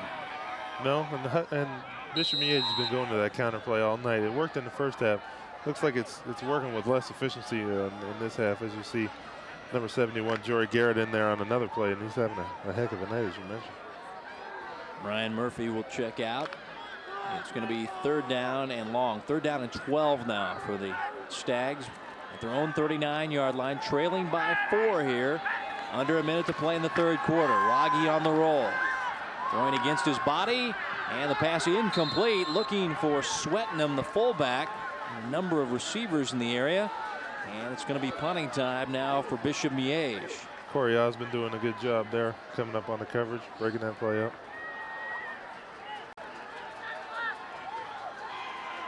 There you see Swetnam in the route, and then you also see another receiver behind him, so you don't know who's there. And Osmond nearly got the interception, number 1 for the Huskies. So punting time now for Miege. Had 2 drives, 2 punts for Bishop Miege. And as Raggi to punt it away here. Deep back is Jason Wallace. Low punt. That's a nice Miege hop there and trickle inside the 25 to the 23-yard line. So Huskies will get it. 7 ticks to go in the 3rd quarter. They recapture the lead on a 7-yard touchdown run by Nick Ong. And Mark Nielsen, who's toted the pigskin a lot tonight, goes back and plays some linebacker here. No rest for the weary. I remember when I was in high school, I never left the field. Special teams as well, huh? Special teams as well.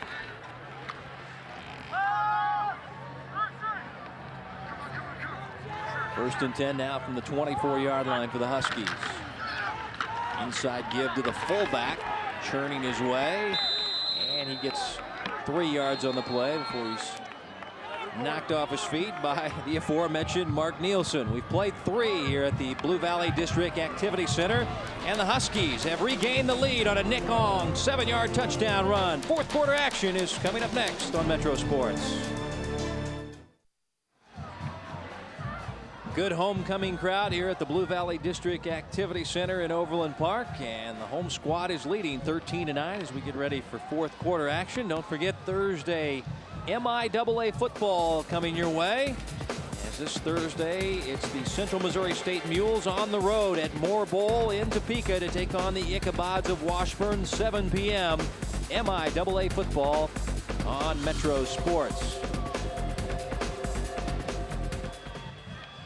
Nick Ong and the Huskies back out to start things in the fourth quarter, and nice scoring drive in the third quarter put the Huskies back on top. They lead it 13-9 here as the fourth quarter underway. Ong to throw, gunning the middle, intercepted. How about Sean Foley, the little guy at 5'8" with the interception for the Stags, and boy, a huge play to start the fourth. Well, Sean Foley might be 5'8", but he's playing like he's 6'5" out there tonight. He's everywhere, all over the field, and you could feel the momentum going in northwest direction a little bit on this play. As you see the half roll there, just dropping in the zone, comes up with a big play. That's what the Miege needed right at that point. Sean Foley, all EKL linebacker last year. One of the hardest working guys on this team. Coach Ritter said he's our best all-around player, and he's showing it tonight. 1st and 10 from the 39 in Husky territory for the Stags. Can they convert after the turnover? This is Nielsen, caught in the backfield going down. Nice pursuit up front by Lionel Gray-Bear. There's that name again, Gray-Bear. He's coming up with big plays. The guy with the gentle name is coming up with big plays, I tell you. Here's the interception again, and Foley, what a play there. Did you see the ups on Foley there? A guy only 5'8", he had to go up and get that thing. He can get up. He has some hops. Look at those eyes. Intensity written all over him. He's ready to go back out. Loss of 1, 2nd down and 11. And this is Swettenham, the fullback. Not much running room there off the right side. As Jay Allison and also Lionel Gray-Bear there to mess up the play. It's going to be 3rd down and long now for the Stags. Well, if Northwest here can just come out and maybe force a punt after this turnover in their own end, they'll definitely take that as a defensive victory. Clock under 11 to play. Coach Dan Ritter's team down by 4 on the road.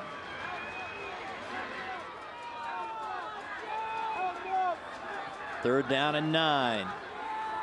Toss it out to Nielsen. Looked like he wanted to throw it. Now going to run. And he's going to be stopped well shy of the 1st down. There is flags near the play as well, as Brett Ebling with the stop. Once again, flags to deal with here. Well, in that area, it's always going to be holding. And you're right. Did you sense that he wanted to pass it there? That was definitely going to be a pass, but the receiver was covered, so he didn't have any choice but to go down and run. And I think what happened as the offensive lineman saw that he was going to run the ball, they lost their blocks. Is holding on the offense, decline, down count, 4th down. Well, they declined the penalty, and it's 4th down and 9 now for Bishop Miege, as they will punt it away here and try to pin the Huskies deep in their own territory. Groggy to punt it away from near the midfield stripe. Deep back is Corey Osmond this time. And Osmond takes it at the 7-yard line, cutting it back. And Osmond with a good return up near the 19-yard line. Looking like another holding. And there's flags on the play after the 12-yard return, and we'll hear from Jim Clark again.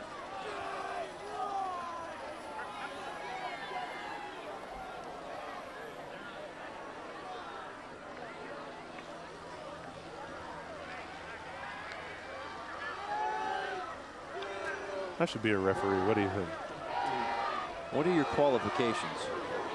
Well, I'm a college graduate. I'm a Gemini. Yeah, we have the same birthday, you know? Yes, we were just discussing that earlier this evening. The only problem is what year are you born compared to what year I was born? Well, it just, you know, I'm a little bit older than you as we go down to Marcus Spears and change the subject. Hey, guys. Is it me or are they calling a whole lot of flags this game? Well, there seemed to be a lot in the first half, and then it's kind of calmed down. There wasn't many in the third quarter, but now, my fair assumption of the thing is that the replacement referees that they brought out of it. Oh, my goodness. Marcus, we're still contemplating this homecoming king thing. Hey, he's doubting you up here. He's doubting you. Man, I'm telling you the God's honest truth. I was a homecoming king. Now, I was, you know, it was, I'll explain it to you later. It's a long story. We ain't got enough time. Was one of those all-guys schools, or what was it? Oh, wait a minute now. What you Don't start nothing, Kevin. You owe me money anyway. We ain't gonna go there. All right, on first down, a little running play for a very little yardage, and boy, the running back here taking some punishment, Brett Dubert. Well, Brett Dubert's been doing a good job all night, but you don't want to take too many hits like that. It's going to make for an even longer night. Gain of 1 as the big stick by Andrew Adams there. Second down and 9. Go to the fullback. And carving out a few more yards is Jay Allison. Guy that they say is great blocking the ISO and filling the ISO. Who's also a linebacker is Anthony Coronado. He's had the big night making the stop. Coach Ritter's team down by 4, Eric. Clock winding down. Approaching 9 minutes to play here in your fourth quarter. They need a defensive stop here. They do need to stop and force them to punt out of their own end zone. Third down and 5 now for the Huskies, deep in their own territory. Give it to Brett Dubert, running room up the middle, closes fast. Sean Foley with a nice stop. And they're going to be shy of the first down. It'll be fourth down, and the punting unit coming on. And Sean Foley with a nice stop. Also, Andrew Adams there as well. But Foley got his leg and tripped him up. Well, that's exactly what we were talking about, exactly what Miege needed. Now you get the ball, you know, around the 45, 50-yard line going in. And with only 8 minutes left, it's going to be critical here to try to get a score, at least 3. Solly gets this one away just barely. Foley will let it hit. Goes to the midfield stripe and dies there. So Bishop Miege will have it at the 50-yard line. There is flags back by the punter here. Into the kicker on the white. Critical penalty for the Stags. Send the offense back on the field. David Mulvaney coming by and brushing the leg of the punter. Well, they have to call it, or else it'll be Thunderdome out there, and they'll just think they can run into the kicker anytime. I don't agree with the rule either. I think you should be able to run into kickers anytime you want. Well, the question is, will this cost them a first down and running into the kicker on the defense? 5-yard penalty from the previous spot. It is a first down. Oh, that's my. enough for a first down. Huge Mulvaney penalty. And you can't fault Mulvaney. He just wants to get back there and make a play for his team. You know, the rule is a little bit shady. Who says he didn't get a piece of the ball, you know? Well, they said he did not, and it is a 5-yard penalty and an automatic first down after the walk-off. So the Huskies get it. They go to the fullback, Jay Allison, running right into Brian Kane. A little bit of the worst of the wear on that play, but he did make the stop, the outside linebacker.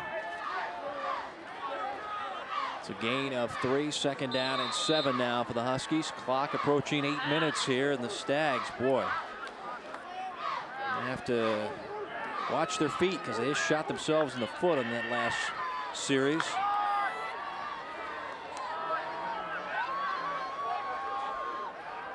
Second down and 7 for Ong and the Huskies.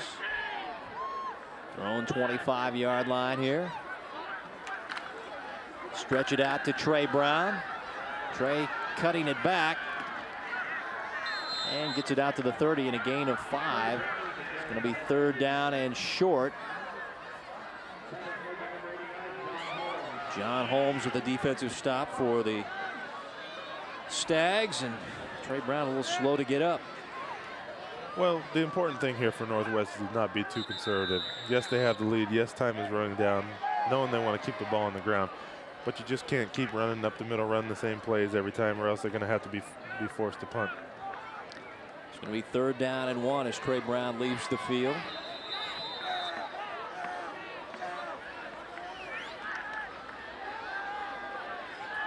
Brett Dubert back in at I-back. Jay Allison is the fullback on 3rd and 1. They go with the fullback, and Allison punctures it ahead, and it is a first down run for the Huskies as the clock continues to wind. Under 7 to go in your ball game. Huskies by 4. Well, all the Huskies are looking to do now is just keep it on the ground, maybe mix it up, throw a bootleg in there every now and then, get Ong out on the perimeter. Doesn't necessarily. 67, 67. Unsportsmanlike conduct, that'll definitely kill your momentum when you're trying to run the clock down. Well, I saw them patting him on the back in the huddle. I thought he was not doing well, but they're saying, calm down, Seth, calm down. That's Seth Rooks, number 67, with a very bad penalty for his team, as there is a Miege player down, shaken up. So an unsportsmanlike penalty now on the Huskies as we send it back down to Marcus Spears. Now, I'm standing here on the sideline. I don't think it was unsportsmanlike. Me being an offensive lineman, I'm just talking to the guy, telling him to get up. So you saw the play then, Marcus? Yeah, I'm standing here looking at it, and I'm rolling my eyes at the referee because he throws a flag every 2 plays. He's really making me mad. He's not letting these guys play. Marcus, you know you guys cheat. He's almost walking every close play. to me. He's walking close. I'm going to choke him when he come over here. Put the camera on me. He's coming close. I'm coming. Well, Seth Rooks is going to get a earful from the coaches. I would imagine he comes off. Marcus knows that offensive linemen cheat 95% of the time. I beg your pardon. Eric, don't start that. Here right now, I got some stuff I brought in my truck. We can go on the field after the game and we can settle this. Hey, whatever's clever, buddy. Well, no, personally, I'm not feeling very well, and I have my asthma and my. Well, I was just kidding. Just kidding. Sound like some trash talking by Seth Rooks there got him the unsportsmanlike penalty. Coming off the field, John Waters shaken up. I don't want to see a kid go down in a ball game as the trainers take a look at him. So it's going to be first down and a country mile, and keeping it on the ground to Brett Dubert. Goes for 2 and then push back. And sometimes a penalty like that can fire up a defense, get them motivated. Somebody's disrespected you guys. Sometimes you can get a penalty in that situation for, retaliation, but sometimes you can get geared up and maybe it kind of wakes you up there in the 4th quarter. It does. I think Miege knows now the severity of the situation that they're in. The Northwest is just going to try to run the ball, try to run the clock down. And they know they need a good defensive stop. And you see there, they only held them to 2 yards in a 1st and long situation, and that's what they need to do. 2nd down and 7, stretch play. Brett Dubert trying to turn the corner. Sean Foley knocks him out of play at the 25. And it's going to be 3rd down and 4. That's Sean Foley, just like the Energizer Bunny. He just keeps playing and playing. He's impressive. I tell you, he reminds me of a lot of guys I played with in high school. I was kind of a freak for the size I was in high school, but we had a lot of small guys just like him that would play, and he's been nothing but impressive tonight. Made a ton of plays, probably has 6, 7 tackles, big interception. Northwest not very good on 3rd down, just 1 for 7 here. Going to try to convert on 3rd down and 4. Up the middle they go, Dubert, and it's going to be close. Depends on the spot. He got it to the 29, and we'll have to see. It looks like he may have the first down. Nothing fancy, just right up the middle with it. Well, they're not making any bones about what they're trying to do. They're just trying to shove it down Miege's throat right now, and I believe he did get the first down. It is a first down on the 4-yard gain by Brett Dubert. Nice cut there by Brett.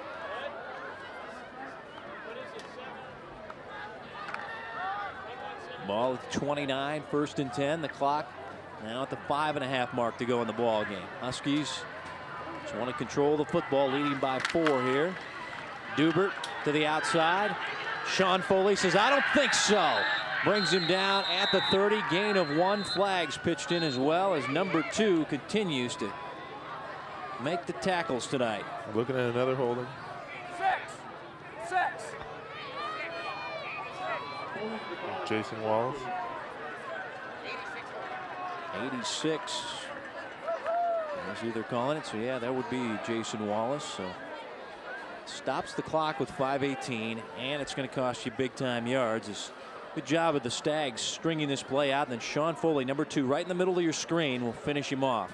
Well, for a guy who's only 5'8", he can see over those big offensive linemen and definitely gets a good scrape from that linebacker position.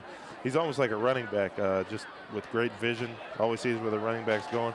And Wade does a good job of he compensates for his lack of size by showing good tackling ability, getting those arms wrapped up. That's what you have to do when you're not quite as big as the other fellows.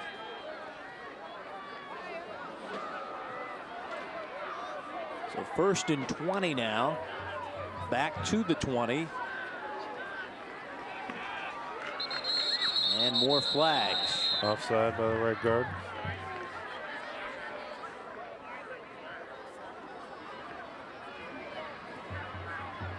Young Seth Rooks is going to get an earful False from start. coach. Offense.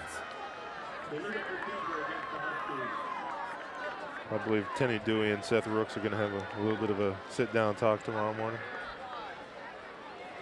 Saturday morning practices, if you win, it's great. If you lose, they're ugly. Especially since it's your day off.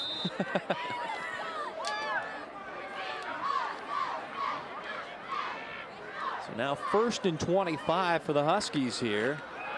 As they go on the ground to Dubert, he just vaults over the pile for a gain of 3, and it's going to be 2nd down and long. Key is the clock continues to run here as we approach 4.5 to play in your ball game. The Huskies leading 13-9, trailed 9-7 at halftime. We got a 7-yard touchdown run in the 3rd quarter by Nick Ong. They went for a 2-point conversion that failed. And they lead by 4 over Coach Ritter and the Stags. So 2nd down, 22 yards to go. Ong keeping, quarterback tucking and running, cutting it back and taking a hard lick.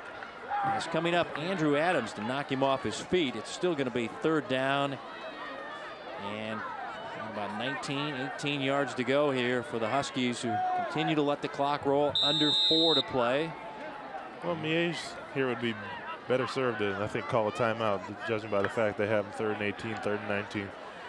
I mean, they're probably not going to get the first down in this play and force a punt. And as time is running down to 3 minutes or some change, you're going to need the ball in good field position here.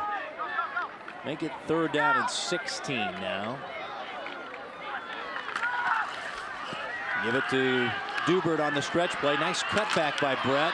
And he'll come up well shy of the 1st down as he stopped at the 30-yard line. And it's going to be 4th down punting time now for the Huskies as another Stag is shaken up on the field.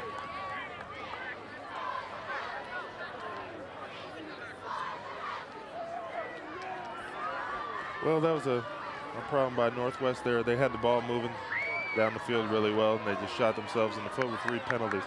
And you can't do that. Stretch play to Dubert here. And you can see who the injured player is. Ooh, coming in there. Andrew Adams was the player that went down and watched. Oh, man. Hit his head there on another player of his own team, Mark Nielsen. I don't know if it's Nielsen or is it Andrew Adams. Boy, those kids both collided head on there. Looks like Nielsen got speared in the back a little bit there, and anytime you get that, you get a definite burning sensation. Been there a few times. Donnie Edwards likes to come in on the pile like that a few times, and you have to talk to old Donnie on the sidelines about that. Donnie, give my back a break, huh?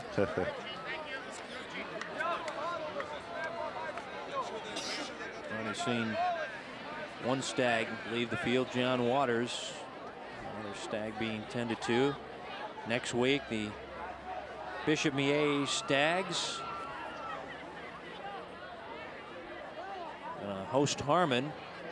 It'll be at the Cook Stadium. That'll be Friday, October the 12th. That'll be 1st round district play.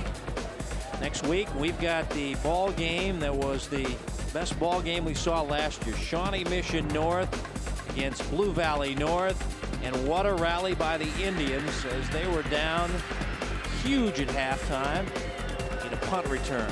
Some touchdowns, and they rally to beat Blue Valley North. That was the Mustangs' only loss of the year last year. Shawnee Mission North, Blue Valley North next week, right here from the same stadium, and then have the ball game for you in our Hy-Vee High School Game of the Week, 7 p.m. Good news for Mark Nielsen, leaving the field under his own power. Well, that's the last thing that poor Mark needed, was to get speared in the back like that. As we said, he's already going to be sore enough, but luckily getting off, walking on his own power, and hopefully he's going to be all right. They're going to need him in this last drive. Tommy Solly to punt it away now for the Huskies. Deep back, the little big man, number 2, Sean Foley. A low end-over-end punt. Makes a Husky bounce. Goes inside the 40, touchdown at the 38-yard line. So Stags will get it down by 4. 62 yards to traverse here for the victory. Can they do it, Eric Hicks? Well, judging by the Shawnee Mission North game we saw last year, They're never over, anything can happen. Yeah. I was talking about that game for weeks. Still talk about it when people ask me about high school football in this area. Well, they need a touchdown here. Peter Rogge and the crew out. Down 13-9. Just under 3 minutes to play in your ball game. Out of the I set here. Sean Foley now is the I back. Firing the far side. Mulvaney with the catch. Steps out of play. And it'll be a gain of 2 on the play. Quick out. Sean O'Neill with the coverage for the Huskies, but not much netted there on that play. Well, that's what Miege is going to have to do. They're going to have to be able to work the sidelines there, try to get out of bounds. They're going to have to run longer than 2-yard routes in order to get down to the end zone. 2nd down and 8 now. Murphy splitting to the near side. Mulvaney to the right side. Give it to Sean Foley. And the little guy squirts free and close to a first down up to the 47-yard line. Sean Foley. Seen him play some great defense tonight. Now playing tailback with Mark Nielsen leaving with that injury. Little guy picking up the pace here. Sets up a 3rd and 1. Well, Miege is not going to be able to huddle like this for very long. They're going to have to go on the ball, maybe call some plays. I don't know about what kind of audibles, 2-minute drill situation they have, but they're going to have to utilize it. On 3rd and 1. Foley gets it again, and he's going to be thrown for a loss. Logan Wineland. Sean O'Neill up there to blow up that play. And it's going to be 4th down and about 2 yards to go now for the Stags. Decision time, and they'll take the timeout to talk about it as the clock is stopped with 2:02 to go. 13-9. Blue Valley Northwest leading Bishop Miege. Well, personally, in that situation, I don't run the football. I try to get it passing the ball, try to get a quick out like you saw on 1st down. That'd probably be the better route to go.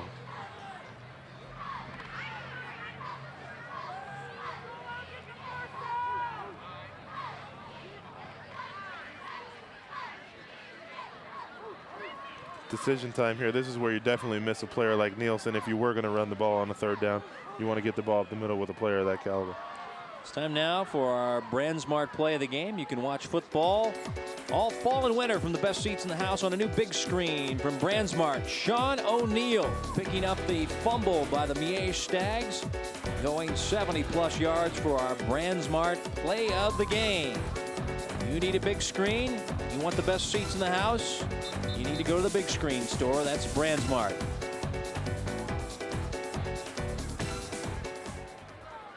There is Sean O'Neill, outside linebacker for the Huskies, looking to go to 6-0 on the season and go to 4-0 in the EKLs. They've got quite a battle going on between them and Blue Valley North for the EKL title for 2001. A home loss would be devastating. 4th down, they're saying 1 yard. Power set, Foley's got it, got the first down. Foley into Northwest territory down to the 45 before Corey Osmond got him. Now the hurry-up offense in place for the Stags. No huddle offense.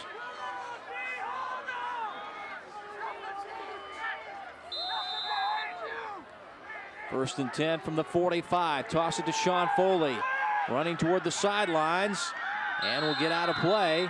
as he goes inside the 40 down near the 38-yard line, and a gain of about 7 on first down. Well, Miege is starting to play smart football right now. They have the ball on the right hash. What they want to do if they're going to run a pass pattern to the sideline is run it to that right side, or as they did there to Foley, a sweep play to the right side, allow the runner to get out of bounds and stop the clock. Foley stays in at tailback.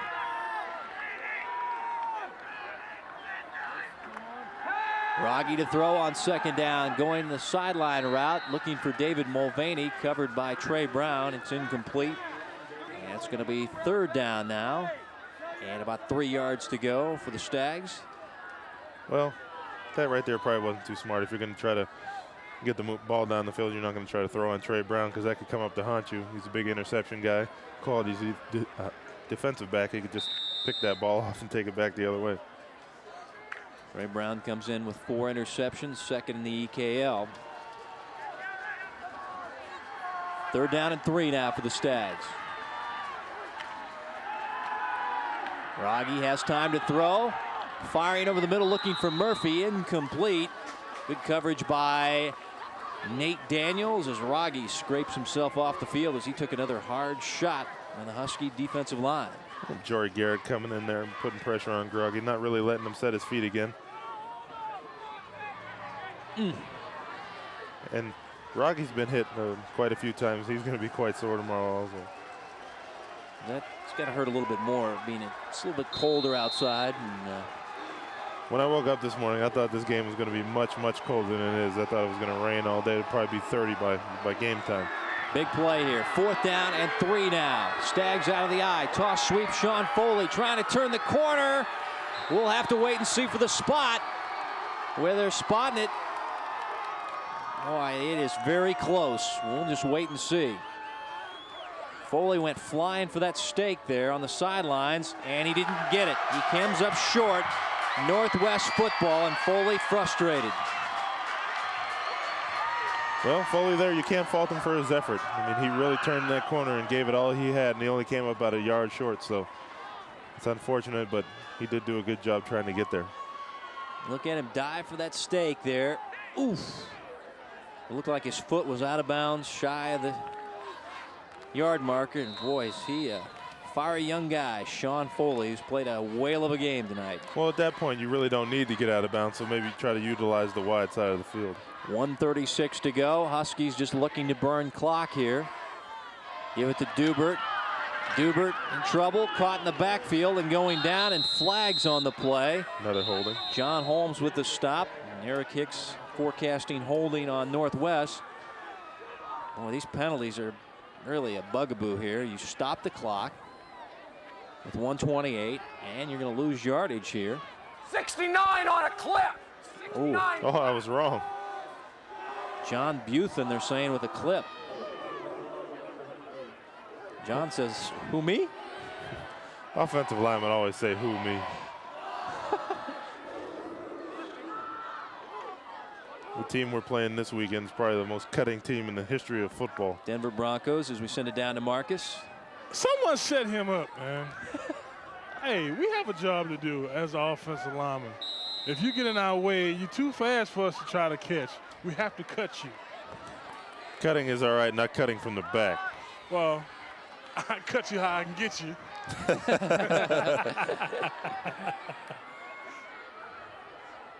Second down and 10. The penalty is declined as they give it to Brett Dubert up to the 40-yard line. Miege will take another timeout, their second. Clock at 1:04 now. It's going to be third down. And they're going to need 6 yards here. So this game far from over yet. Game definitely is far from over. If Miege can stop them here and hopefully call a timeout, they can get a punt, get in good field position, and hopefully work the sidelines like we talked about before. Now we play within the rule book. We need blocking here. We need blocking. Let's go up. Oh, we want to go wide side. Right? We want to go wide side. Yeah, yeah. Let's go, baby. All right, amigos, amigos, amigos, amigos. All right, let's go up. Let's go, Amigos, one formation. Come on, I understand. Amigos, one formation, 8 off.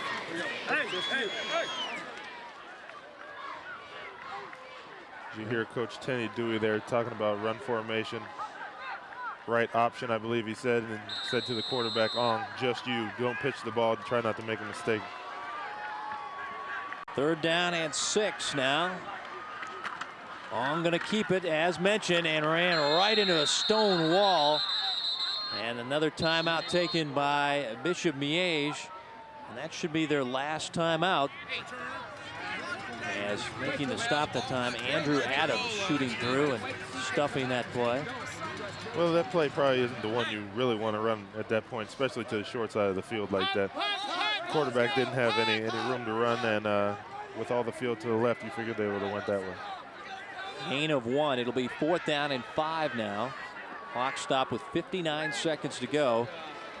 And the Huskies going to have to punt it away. We want to say congratulations to our good buddy Will Shields of the Kansas City Chiefs. She's not here tonight. His daughter Sanika is having her 10th birthday, so we'll say happy birthday to her. And I want to congratulate Will. I mean, this guy, just another one of his great honors. He's being inducted into the Mid-America Education Hall of Fame through the Kansas City, Kansas Community College for his work with the Will to Succeed Foundation, the Will to Dream Foundation, also KC Reads and Storytelling 2000 celebration. So congratulations to Will Shields. And well, the guy just keeps winning the awards. NFL Man of the Year, Good Guys of the NFL Awards. And I know you have your big function coming up next week, the Hicks for Hearts Foundation. You've been busy with that, haven't you? Actually, it was last week, but we have been very busy with it. We had our first inaugural golf tournament. Now, what'd you shoot in that, by the way? Our team was 8 under.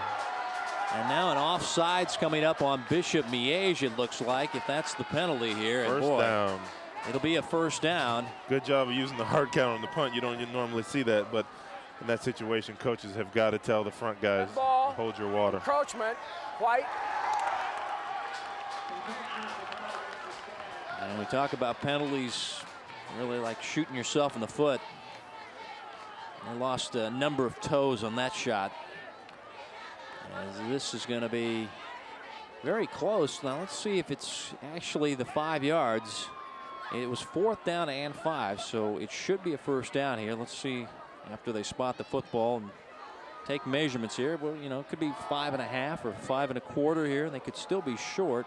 Well, they're going to walk it off here. Let's see. 1st down. Yep, 1st down via the penalty, and the Stags, boy, just gotta feel sick. Well, they definitely had an opportunity to get the ball back and try to win the game in dramatic fashion, but once again, penalties have haunted both teams tonight, and the last penalty has haunted Bishop Miege the most. That's a backbreaker. So now with 59 seconds to go, Nick Ong and the Huskies can run this one out. They can go to 6-0 on the year, go to 4-0 in the EKL, and get ready for Shawnee Mission West in their district action next week. Well, it wasn't pretty, but they don't say how you won the game when the win was in the column. Tip your hat to the Stags, battling hard tonight. Bishop Miege, the lone score of the 2nd half.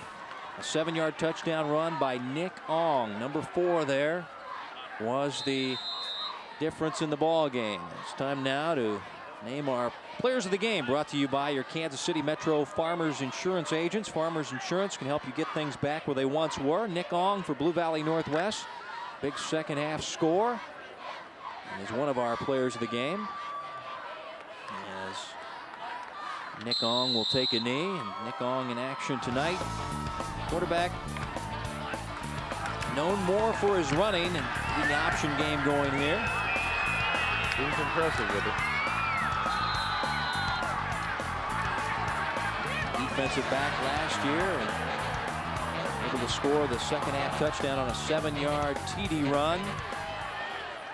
And our other player of the game, Mark Nielsen for Bishop Miege, 142 yards rushing on 24 carries, nearly 6 yards per carry. Our Farmers Insurance players of the game. You can contact your local Farmers Insurance agent for coverage that's right for you. Remember, Farmers get you back where you belong. Ball game over. Coaches shaking hands, Dan Ritter and Tenny Dewey, as Blue Valley Northwest holding off a stubborn Bishop Miege team tonight at the Blue Valley District Activity Center. Final score 13-9. The Huskies continue on an undefeated season, 6-0. Back with more and a wrap-up. You're watching the Hy-Vee High School Game of the Week here on Metro Sports.